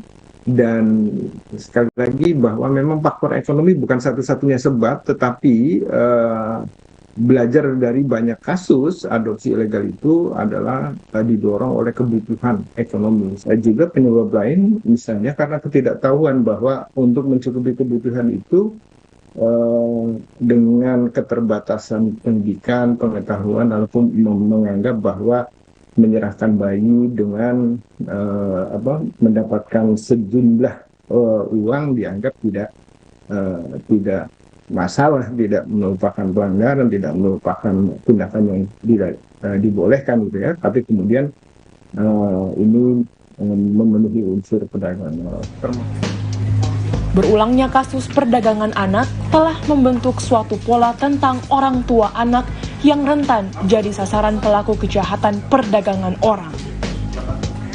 Memang seringkali faktor ekonomi itu menjadi pola yang paling sering menjadi alasan atau motivasi, dan juga ada yang disebut sebagai tipologi korban gitu. Jadi pelaku kejahatan perdagangan manusia ini juga memilih-milih korbannya gitu ya, dan korban yang dia pilih salah satunya adalah tadi gitu, individu yang memang kesulitan secara ekonomi gitu ya, yang kurang mungkin level pendidikannya rendah gitu ya, dan kemudian memiliki kesulitan keuangan. Dan jangan dilupakan satu hal lagi, usia yang muda dan perempuan gitu. Jadi hal-hal ini itu adalah tipe-tipe dari korban perdagangan manusia, baik itu. Para pelaku kejahatan perdagangan orang akan mengamati calon korban sebelum melancarkan aksi. Karenanya, para orang tua harus waspada terhadap siapapun yang menawarkan sejumlah uang dengan alasan hendak mengadopsi buah hatinya. Pelaku biasanya pasti akan melakukan pemetaan dulu gitu ya, pemetaan dan profiling dari korban, dan juga pemetaan terhadap lingkungan di mana korban tinggal, untuk memastikan bahwa kejahatan yang dilakukan ini memang risiko ketahuannya gitu ya kecil gitu. Nah, makanya dia akan melakukan profiling dulu terhadap korban maupun lingkungan. Nah, ada upaya menghentikan kasus perdagangan anak tidak bisa dibebankan hanya pada polisi. Kerjasama semua pihak diperlukan, termasuk peran masyarakat dalam mendeteksi praktik jual beli anak di lingkungannya. Dan saya rasa polisi tidak akan bisa bekerja sendiri ya dalam hal ini begitu, karena intervensi polisi pada wilayah-wilayah komunitas dalam bentuk pencegahan ya gitu, itu kan mungkin terbatas ya sumber dayanya. Jadi memang harus dioptimalkan kerjasama dengan komunitas-komunitas atau permukiman-permukiman gitu ya, di mana polisi dan juga mungkin katakanlah ya representasi permukiman itu ketua RT atau RW gitu ya, itu juga bisa terjalin dengan baik gitu, sehingga kasus seperti ini mungkin bukan bisa ditangani, tidak hanya bisa ditangani tapi bisa dicegah. Bagi orang tua, rencanakan kehamilan dengan matang. Jika memiliki masalah ekonomi, jangan gelap mata terburu-buru menjual anak. Konsultasikan dengan keluarga atau pihak berwenang guna mendapat solusi. Mulai dari ketika akan merencanakan kelahiran atau melahirkan itu adalah tanggung jawab yang harus diikuti, memastikan bahwa hak hidup, tumbuh kembang, dan upaya perlindungan dari orang tua kepada anaknya bisa dilaksanakan dengan sebaik-baiknya. Ketidakmampuan untuk itu, maka sebaiknya juga dikonsultasikan terlebih dahulu, bahkan perlu pengetahuan yang cukup sehingga kalau ada kesulitan maka perlu menghubungi atau minta dukungan dari lembaga atau pihak mana, sehingga tadi hal-hal yang kemudian membuat keluarga menghadapi masalah ini bisa dibantu oleh unsur-unsur di program yang sudah disiapkan baik oleh pemerintah maupun masyarakat melalui lembaga-lembaga perlindungan anak yang dibuat. Ini yang harus dilakukan oleh keluarga. Jadi perlindungan terhadap anak mesti dilakukan sejak anak masih dalam kandungan. Laporkan kepada polisi jika mengetahui adanya praktik jual beli anak. Ini merupakan upaya melindungi anak-anak dari praktik perdagangan manusia. Walaupun terhimpit oleh keadaan dan perekonomian sulit, menjual anak bukanlah sebuah solusi. Tentu sebelum memiliki anak, kita diharapkan untuk terus mempersiapkan diri agar kejadian yang sama tidak terulang kembali. Tim Liputan Kompas TV, Jakarta. Bak koboi jalanan, seorang lelaki yang diduga mantan suami artis ternama melepaskan tembakan ke arah bangunan perkantoran di Jatinegara Timur, Jakarta. Tetap digelar perkara.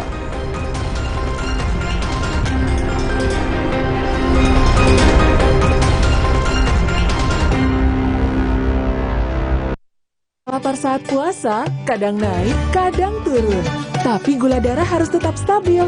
Baru, rasa almond oat. Vita Digest-nya bantu kontrol gula darah. Bikin kenyang lebih lama, jadi lancar puasanya. Diabetasol.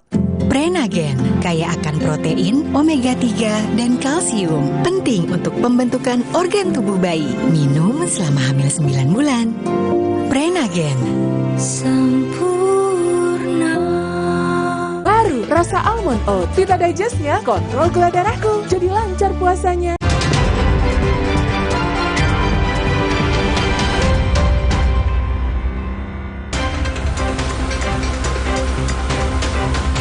Genangan air setinggi 10 hingga 30 cm terjadi di ruas Jalan Ciledug Raya Kebayoran Lama, Jakarta Selatan. Selain akibat hujan deras, kondisi jalan yang cekung membuat kawasan ini menjadi langganan banjir. Sejumlah petugas PPSU Kelurahan Cipulir dan Sumber Daya Alam disiagakan untuk mengatur arus lalu lintas yang mengalami kemacetan akibat genangan.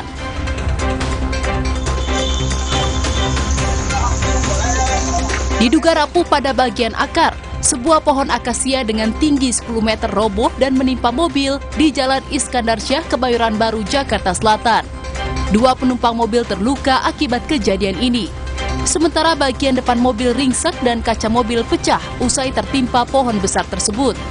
Petugas gabungan yang terdiri dari Damkar, PPSU, dan BPBD langsung memotong pohon yang tumbang agar tak mengganggu pengguna jalan. Arus lalu lintas yang sempat mengalami kemacetan saat ini sudah kembali normal. Puluhan kendaraan roda 4 yang terparkir di sekitaran Jakarta International Stadium Jakarta Utara terpaksa diderek oleh petugas suku dinas perhubungan dan kepolisian. Puluhan kendaraan ini dipindahkan ke kantong parkir yang telah disediakan. Hal ini bertujuan agar tidak terjadi kepadatan di sekitar JIS yang akan diadakan konser musik Ed Sheeran malam ini. Polisi meminta warga untuk menghindari jalan atau akses menuju JIS karena hanya dibuka untuk menonton konser dan penghuni.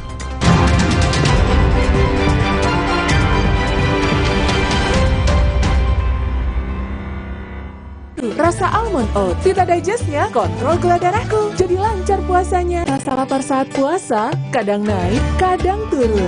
Tapi gula darah harus tetap stabil. Baru, rasa almond oat, Vita Digest-nya bantu kontrol gula darah. Bikin kenyang lebih lama, jadi lancar puasanya. Diabetasol. Prenagen, kaya akan protein, omega 3, dan kalsium. Penting untuk pembentukan organ tubuh bayi. Minum selama hamil 9 bulan. Prenagen. Sempurna. Kakak, sahur. Sahur ya, Bu. Sahur kan penting, Kak. Makan sedikit aja ya. Biar kuat puasanya, lengkapi ya sahurnya dengan Energen. Nutrisinya lengkap, kenyang lebih lama. Kuat puasa seharian. Enaknya buka puasa, makannya aroma kelapa, manis dan gurih, bumbu mulu, dicelup semua makin suka. Manis dari air kelapa, gurih dari daging kelapa. Terasa juga manis lapanya. Ramadan di rumah wajib ada, gurihnya kelapa asli, hangatkan Ramadan. Nyatanya, suara tetesan air nggak akan jadi lagu pengantar tidur yang nyenyak. Makanya soal cat pelapis anti bocor, pilih yang aku approve. Aku approve dan aku approve Pro. Aku approve, aku approve. Alam permai di desa ini berasal dari energi kehidupan yang dilindungi sang penjaga. Tapi, datang Tuan Cungkat, pembawa bencana. Ia ingin kuasai energi kehidupan. Putri Hijau bertekad, dia akan melindungi semua. Berbuka dan hidupkan harapan. Neraca. Setelah kerja seharian, ibadah harus terus disempurnakan. Cepat minum Bodrek. Dapat diminum sebelum makan. Siap menjalani aktivitas sepenuh hati. Bodrek terus menangkan harimu. Sibuk warawiri, tahu-tahu beduk udah bunyi. Aqua dulu. Bangun anak-anak, ayo bangun cepet sahur. Bangun sahur? Nyawa belum ngumpul. Aqua dulu. Datang dari 19 gunung terpilih, disaring lapisan bebatuan, kaya akan mineral alami. Aqua, 100% murni di bulan yang suci. Kakak, sahur. Sahur ya, Bu. Sahur kan penting, Kak. Makan sedikit aja ya. Biar kuat puasanya, lengkapi ya sahurnya dengan Energen. Nutrisinya lengkap, kenyang lebih lama. Kuat puasa seharian.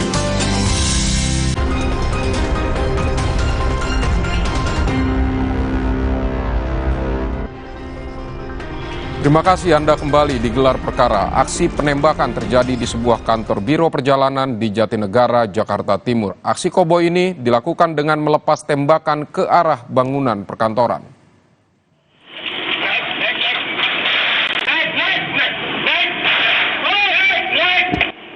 Keributan terjadi di depan kantor Biro Perjalanan di Jalan Jatinegara Timur, Jakarta pada 8 Februari lalu. Dua orang pria terlibat perselisihan hingga salah satu di antaranya mengeluarkan senjata api. Pelaku yang diduga mantan suami artis ternama ini menodongkan pistol ke arah korban hingga ketakutan dan masuk ke dalam kantor.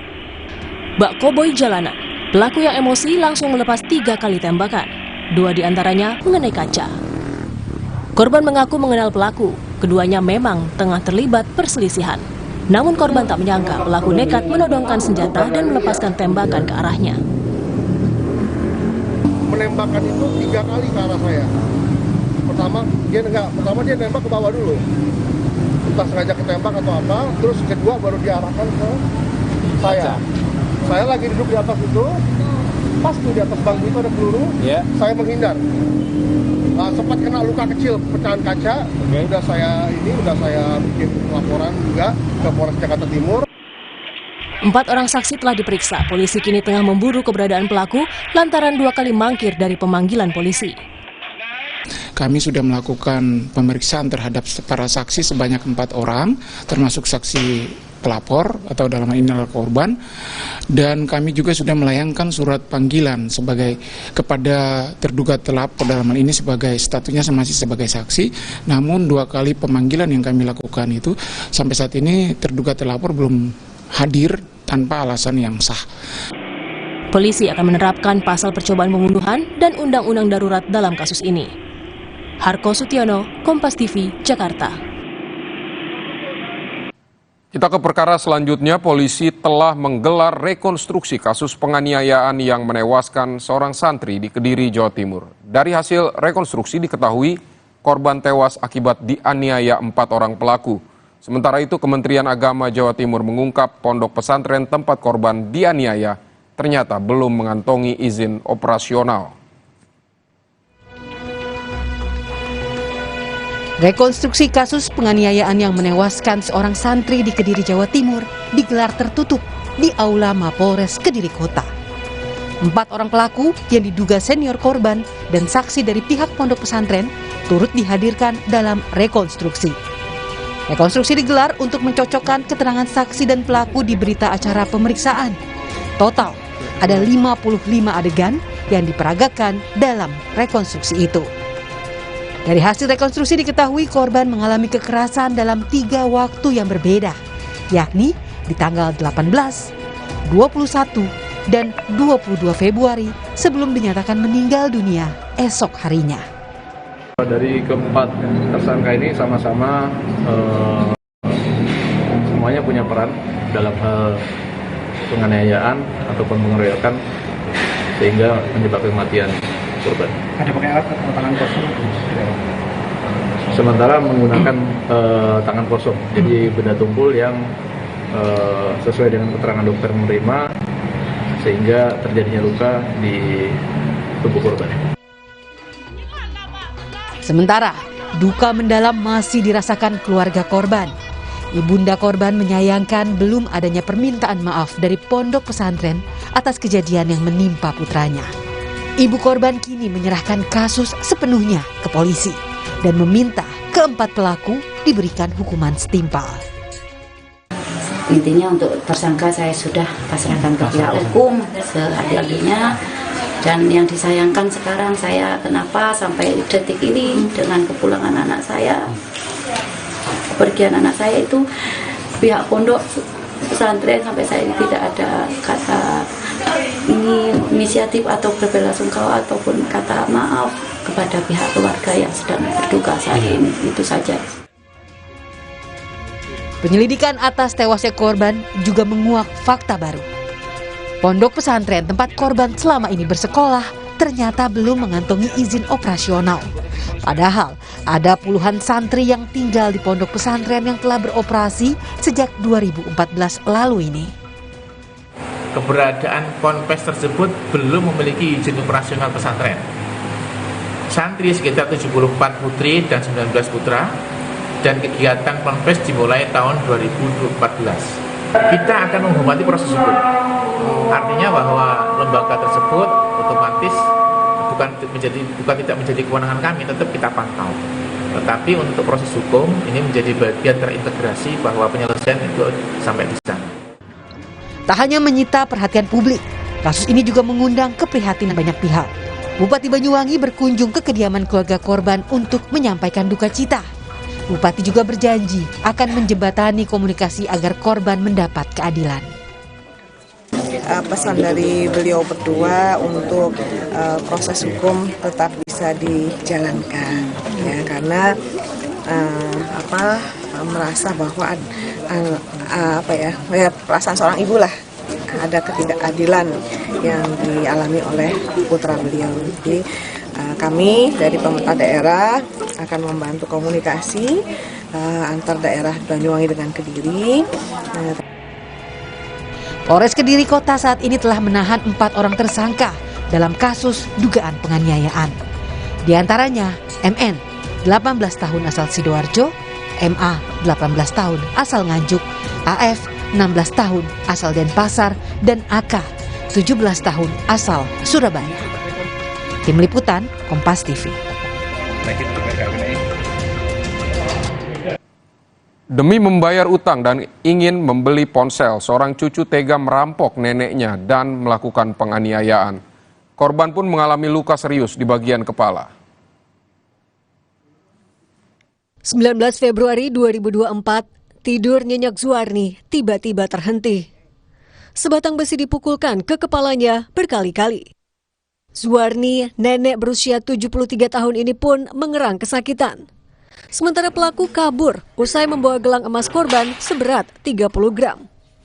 Mendengar teriakan meminta tolong, anak Zuarni yang tinggal di sebelah rumah korban langsung datang. Sang anak membawa ibunya ke rumah sakit lantaran menderita luka parah. Setelahnya, sang anak langsung melaporkan kejadian ini ke polisi. Namun betapa terkejutnya keluarga Zuarni saat mengetahui fakta bahwa pelaku penyerangan sang nenek adalah cucunya sendiri yang bernama Alvina Radipta, berusia 21 tahun. Motif dari pelaku melakukan aksinya ini adalah untuk membayar hutang dan kehidupan yang hedon, karena hasil penjualan daripada emas 10 meriam tersebut tersangka belikan kepada emas dengan jumlah yang lebih kecil, kemudian handphone merek iPhone yang dibeli oleh tersangka setelah melakukan aksinya. Aksi sadis pelaku ini pun berujung bui. Alfi dijerat pasal 365 KUHP dan terancam hukuman 9 tahun penjara. Citra Indriani, Kompas TV, Indragiri Hulu, Riau. Selanjutnya, saudara, seorang dokter dilaporkan ke polisi lantaran diduga melakukan pelecehan terhadap seorang istri pasien. Peristiwa ini terjadi di Palembang, Sumatera Selatan, dan sang dokter kini sudah dipecat dari tempatnya bekerja. Istri seorang pasien ini masih tampak trauma dan lemas. Ia diduga telah mendapatkan perlakuan tak senonoh dari seorang dokter yang praktik di sebuah rumah sakit di Palembang, Sumatera Selatan. Dari keterangan korban, ia yang tengah hamil ini tiba-tiba disuntik oleh oknum dokter itu hingga tak sadarkan diri. Dan diduga ia mendapatkan pelecehan. Saat itu korban tengah menjagai sang suami yang juga baru selesai dioperasi. Pihak keluarga korban tak terima dan melaporkan kejadian ini ke polisi. Klien kita ini, istri dari pasien tersebut, dicucuklah di tangan, setengah impuls. Kalau dari pengakuan dari klien kita itu setengah impuls, dicucuk di tangan. Nah, seketika itulah bahwa klien kami itu langsung tidak sadar, langsung pusing, tidak sadar. Nah, dalam keadaan tidak sadar itulah oknum dari dokter tersebut, itu kan, berbuat tidak senonoh. Polisi sudah menerima hasil visum korban dan telah memeriksa 9 orang saksi. Oknum dokter itu pun langsung dipecat oleh pihak rumah sakit dan kini harus berurusan dengan pihak kepolisian atas laporan pelecehan. Reski Oktora, Muklas Diferensial, Kompas TV, Palembang. Berusaha menyelamatkan hartanya dari rampasan penjamret, seorang perempuan terseret motor pelaku hingga lebih dari 100 meter. Seorang perempuan terekam kamera CCTV terseret motor penjamret hingga lebih dari 100 meter di Jalan Raya Underpass Cibitung, Kabupaten Bekasi, viral di media sosial. Perempuan tersebut diduga berusaha mempertahankan tasnya dari rampasan pelaku. Warga yang berada di lokasi berusaha mengejar pelaku saat mendengar teriakan korban minta tolong. Namun pelaku berhasil kabur. Saya nggak ngelihat dari awal, Bang. Jadi saya hanya dengar suara teriakan. Suara ibu-ibu minta tolong, terus teriak jambret. Nah, langsung saya bangun diri dari pangkalan ini, langsung melihat ke sana. Nah, itu kemungkinan tuh pelaku 2 orang. Karena apa tadi yang pas saya perhatiin itu, yang satu itu duluan. Dia teriak itu, ibu-ibu itu teriak. Pengendara yang depan itu dia nggak mau berhenti, kurang lebih ya 120 meter kalau nggak salah. 100 meter ya, dari pas arah ini sih kursus setir mobil. Akibat terseret cukup jauh, korban mengalami luka cukup parah, terutama di bagian kaki. Korban langsung dibawa ke rumah sakit untuk mendapatkan penanganan medis. Kasus ini kini tengah ditangani Polsek Cikarang Barat dan Polres Metro Bekasi. Alexander Blegur, Kompas TV, Bekasi, Jawa Barat. 2 remaja di Bekasi, Jawa Barat berduel menggunakan senjata tajam. Informasinya sesaat lagi. Tetap di Gelar Perkara.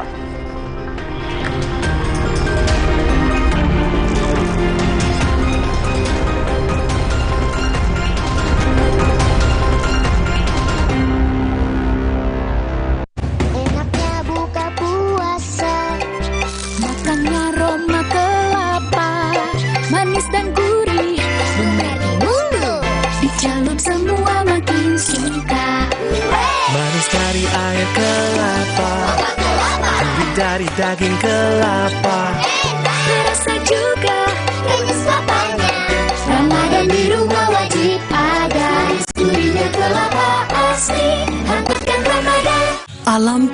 desa ini berasal dari energi kehidupan yang dilindungi Sang Penjaga. Tapi datang Tuan Jungkat, pembawa bencana. Ia ingin kuasai energi kehidupan. Putri Hijau bertekad, dia akan melindungi semua. Berbuka dan hidupkan harapan. Kata orang, gue itu si paling kerja, syuting seharian, tiba-tiba sakit kepala. Oskadon, oke buat sakit kepala. Bekerja aktif di pusatnya, dapat diminum sebelum makan, tanpa ngantuk. Oskadon, solusi oke sakit kepala. Pancenoye.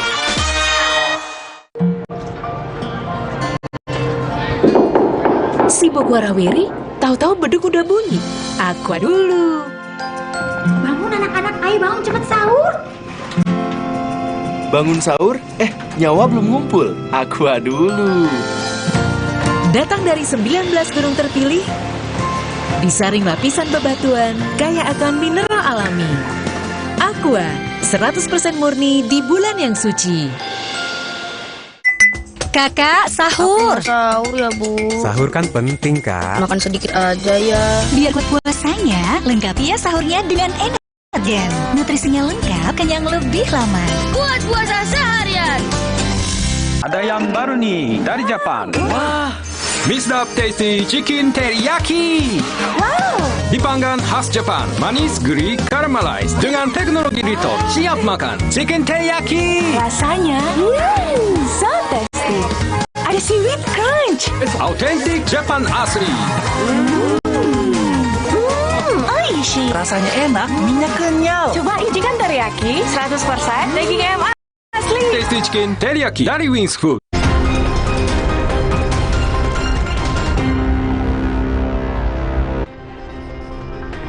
Vidi Batlolone masih bersama Anda di Gelar Perkara. Saudara, kami telah mengumpulkan sejumlah perkara dalam sepekan yang terjadi di tengah masyarakat. Di antaranya 2 remaja di Bekasi yang berduel menggunakan senjata tajam hanya disaksikan oleh rekannya tanpa ada yang memisahkan.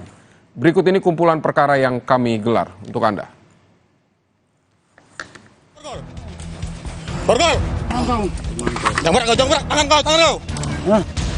Polisi menggerebek kampung narkoba di kawasan Medan Sunggal, Kota Medan. Kampung narkoba ini sempat viral dan sudah berulang kali digerebek polisi. Polisi berhasil menangkap sejumlah pengedar narkoba usai terlibat kejar-kejaran di jalan kecil. Dalam penggerebekan kali ini, 2 pengedar narkoba berhasil ditangkap. Berikut sejumlah paket sabu siap edar.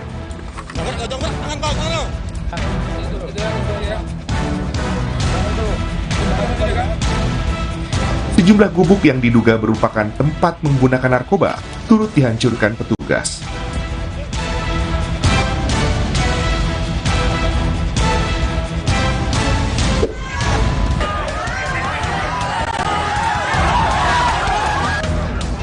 Pelaku curanmor ini nyaris tewas dihakimi warga saat aksinya yang hendak mencuri 1 unit sepeda motor di halaman masjid di wilayah Kampung Parung, Gunung Putri, Bogor. Dari kesaksian warga, pelaku berjumlah 2 orang, namun 1 pelaku berhasil melarikan diri dan 1 pelaku lainnya berhasil diamankan warga. Emosi warga yang geram dengan ulah pelaku pun tak terbendung hingga warga beramai-ramai menghakimi pelaku. Untuk mencegah amukan massa yang lebih besar, pelaku langsung dibawa warga dan petugas ke Mapolsek Gunung Putri.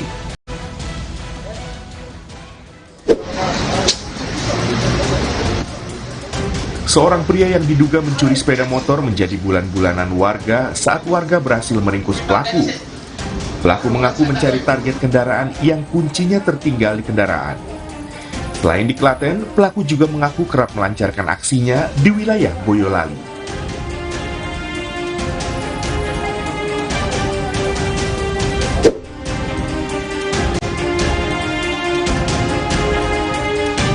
Diduga akibat terpengaruh minuman beralkohol, seorang wanita menjadi korban pelecehan yang dilakukan seorang pria di acara resepsi pernikahan. Bahkan pelaku sempat memukul korban saat korban menghindari dari perilaku tak senonoh pelaku. Beruntung tamu lain yang hadir di acara berupaya mengamankan pelaku yang sedang terpengaruh alkohol. Pelaku berinisial BS berumur 43 tahun saat ini telah diamankan pihak Polres Sragen untuk mempertanggungjawabkan perbuatannya.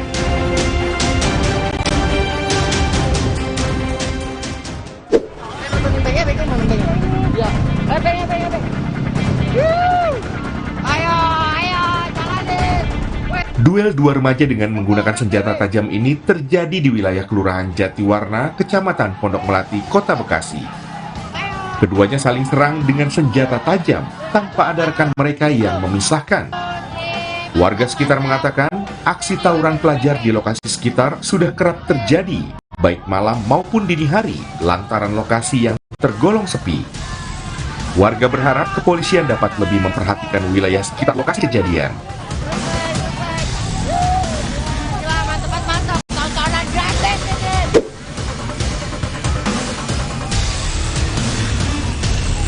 Dua orang warga menjadi korban penganiayaan oleh sejumlah pemuda lantaran berusaha membubarkan aksi balap liar di Ponorogo, Jawa Timur.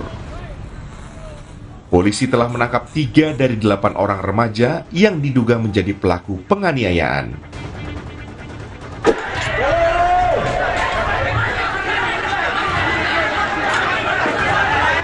Unjuk rasa yang digelar di depan kantor Komisi Pemilihan Umum Buton Tengah, Sulawesi Tenggara ini berlangsung ricuh. Kericuan bermula saat kepolisian mencoba menghadang massa yang memaksa masuk ke area kantor KPU Buton Tengah menggunakan mobil pengeras suara.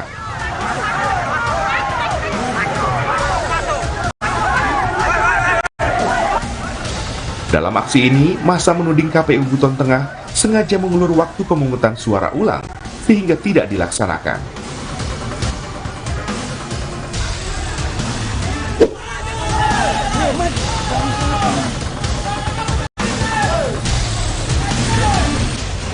Dua kelompok warga desa di Kecamatan Lehitu, Kabupaten Maluku Tengah, ricuh saat pleno tingkat kecamatan berlangsung. Kericuan yang terjadi di depan kantor camat ini berawal dari 2 orang saksi yang bersitegang hingga saling dorong terkait mandat untuk mengikuti pleno.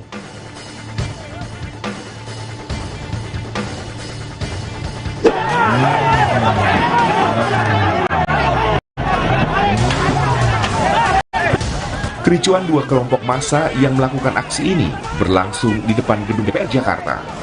Salah satu pihak massa menyuarakan dugaan pemilu curang, sementara kelompok lainnya mendukung pemilu damai.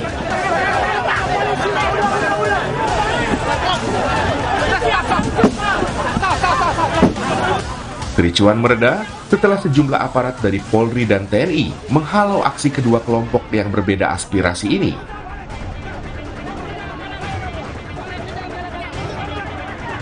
Mari kita utamakan perempuan dan juga anak-anak. Sekali lagi kami informasikan untuk hadirin tetap menjaga pertandingan agar tetap kondusif. Kericuan antar supporter bola ini terjadi di Tribun Barat, Stadion Kapten Iwayan Dipta, Bali, saat tuan rumah Bali United menjamu tim tamu Persis Solo. Untuk hadirin tetap berada di tempat duduk masing-masing dan tidak melempar benda apapun ke area tribun. Mari kita utamakan pertandingan yang kondusif. Keributan berawal dari saling ejek antar supporter hingga kedua supporter saling lempar botol minuman. Keributan mereda saat petugas kepolisian mencoba melakukan pendekatan kepada kedua kelompok supporter.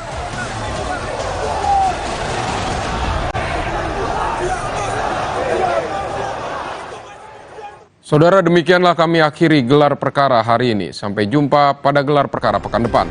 Jangan lupa kami akan terus menggelar perkara setiap pekannya dengan lengkap dan mendalam hanya di Kompas TV, independen, terpercaya. Saya Vidi Batlolone pamit. Sampai jumpa.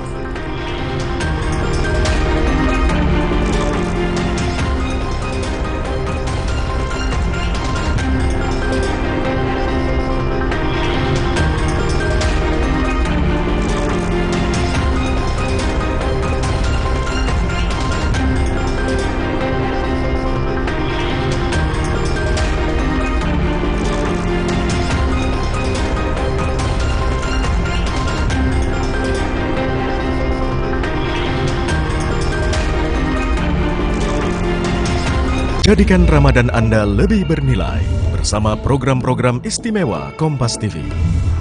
Kompas Sahur, Series of Faith, Suci Barbar Show, Kalam Hati Spesial Ramadan, Cooking is Fun, Mutiara Ramadan, Kurma Kuliah Ramadan. Pastikan Ramadan Anda lebih bermakna bersama teman Ramadan. Kompas TV. Kompas Update dipersembahkan oleh Diabetasol. Baru rasa almond oat, Vita Digestnya kontrol gula darahku, jadi lancar puasanya. Anda menyaksikan Kompas Update pukul 19 waktu Indonesia Barat. Saya Friska Clarissa. Sebuah mobil hanyut terbawa luapan arus sungai Gulang Rejo, Cirebon, Jawa Barat. Diduga pengemudi tak mengetahui medan jalan sehingga nekat menerjang banjir dan kemudian terbawa arus. Sempat hanyut terbawa arus luapan sungai Gulang Rejo hingga beberapa meter, mobil akhirnya tersangkut di pohon. Mobil hanyut usai mengalami mati mesin dan terperosok ke sungai saat melintasi genangan banjir. Menggunakan satu alat berat, personel TNI, Polri, dan warga berjibaku mengangkat badan mobil. Sopir dan penumpang mobil berhasil menyelamatkan diri.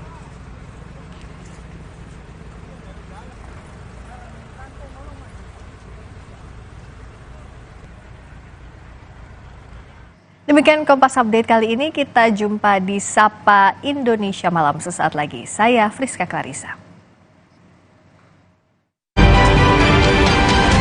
Kompas Update dipersembahkan oleh Prenagen, nutrisi lengkap ibu dan buah hati. Rasa lapar saat puasa, kadang naik, kadang turun. Tapi gula darah harus tetap stabil. Baru rasa almond oat, Vita Digestnya bantu kontrol gula darah. Bikin kenyang lebih lama, jadi lancar puasanya. Diabetasol. Prenagen, kaya akan protein, omega 3, dan kalsium. Penting untuk pembentukan organ tubuh bayi. Minum selama hamil 9 bulan. Prenagen. Sempurna. Di sisa 8 bulan pemerintahan Pak Jokowi, Mas Ahaye masuk. Demokrat artinya... Apa yang salah? Tapi yang perlu saya sampaikan kepada publik adalah begini. Ada pandangan politik dan ada pilihan politik. Ada jabatan jenderal kehormatan yang diberikan Pak Presiden Jokowi untuk Pak Prabowo Subianto. Bukan ujuk-ujuk gitu. Semuanya ada maknanya itu. Meneguhkan pengabdian kepada rakyat bangsa dan negara. Rosi, Sabtu 2 Maret pukul 10 malam di Kompas TV.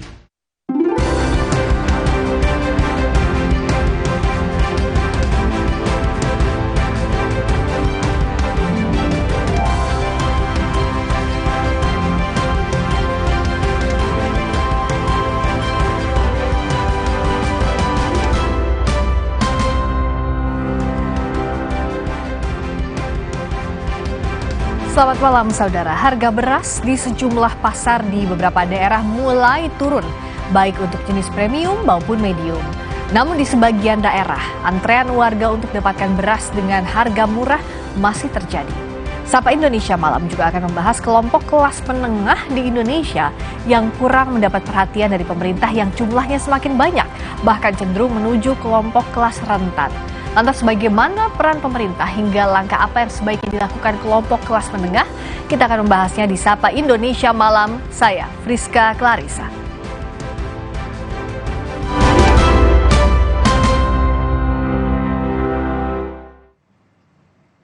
Informasi pertama saudara, politisi senior Partai Golkar Yusuf Kala menanggapi kemungkinan Presiden Joko Widodo bakal bergabung dengan Partai Golkar.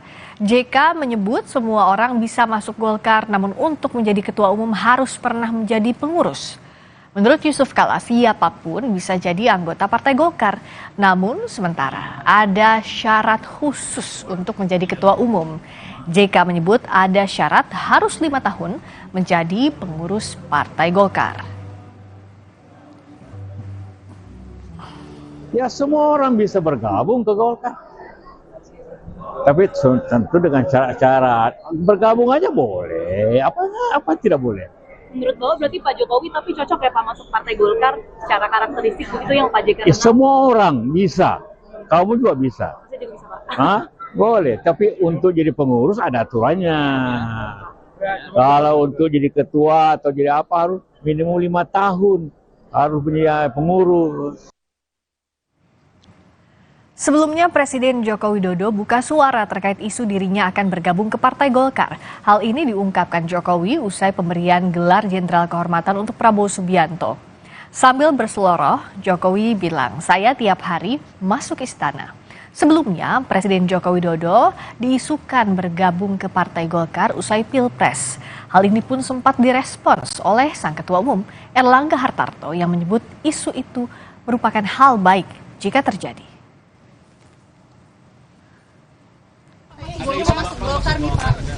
Saya tiap hari masuk istana.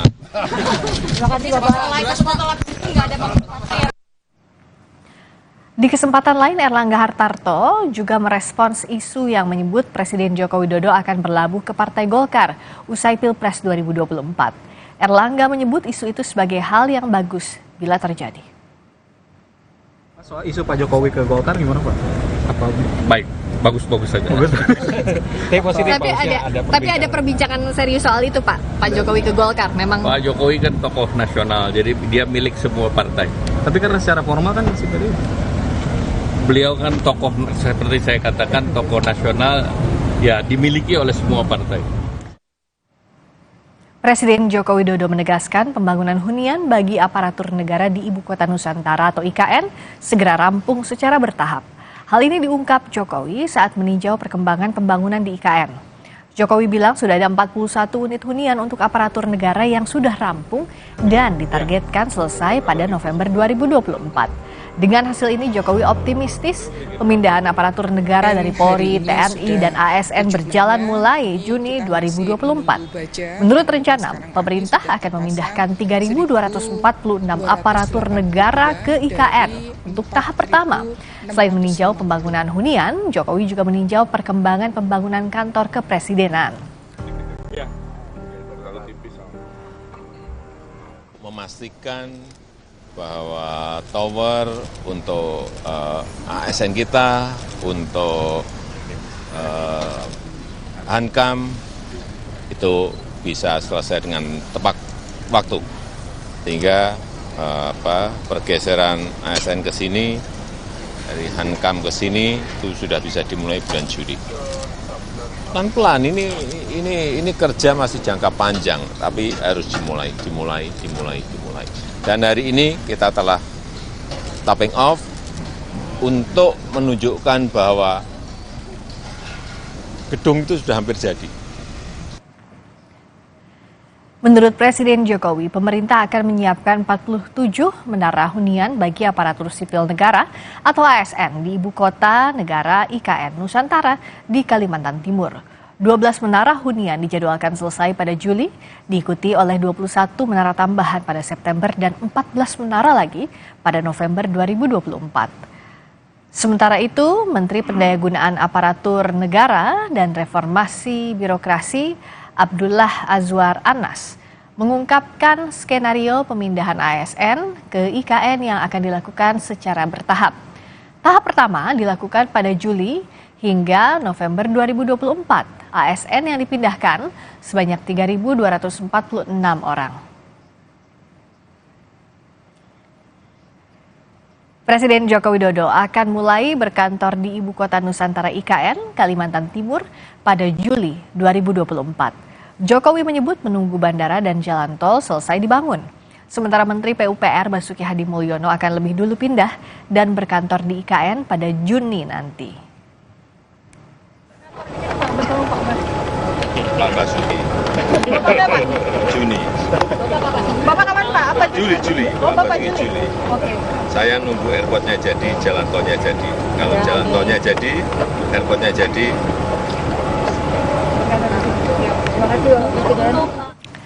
Kita beralih ke sorotan lain, saudara. Warga masih berjibaku mencari beras dengan harga murah.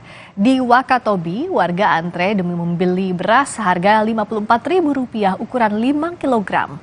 Meski harus antre berjam-jam, warga Kecamatan Wangi-Wangi Kabupaten Wakatobi, Sulawesi Tenggara antre membeli paket beras murah bantuan Pemkab Wakatobi. Sebanyak 6 ton beras bulog atau SPHP digelontorkan. Pembelian dibatasi, yaitu 5 kg dengan harga Rp54.000.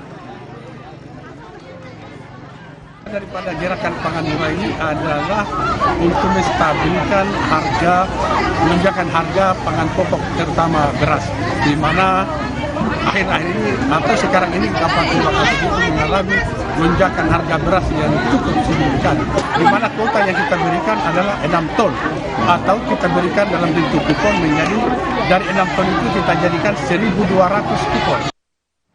Saudara, setelah sempat alami kenaikan, harga beras di Pasar Cipinang, Jakarta Timur berangsur stabil.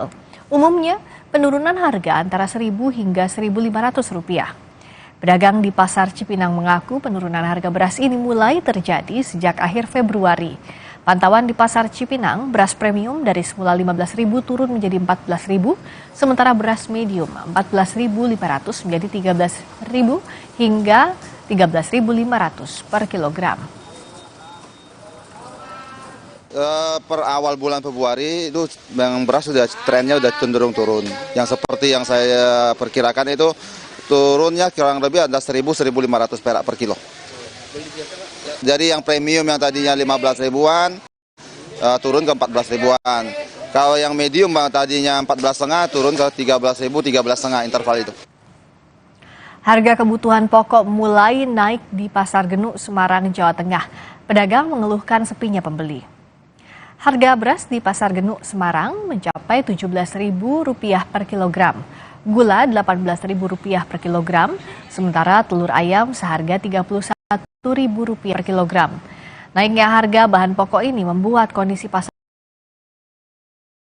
sepi para pedagang bako.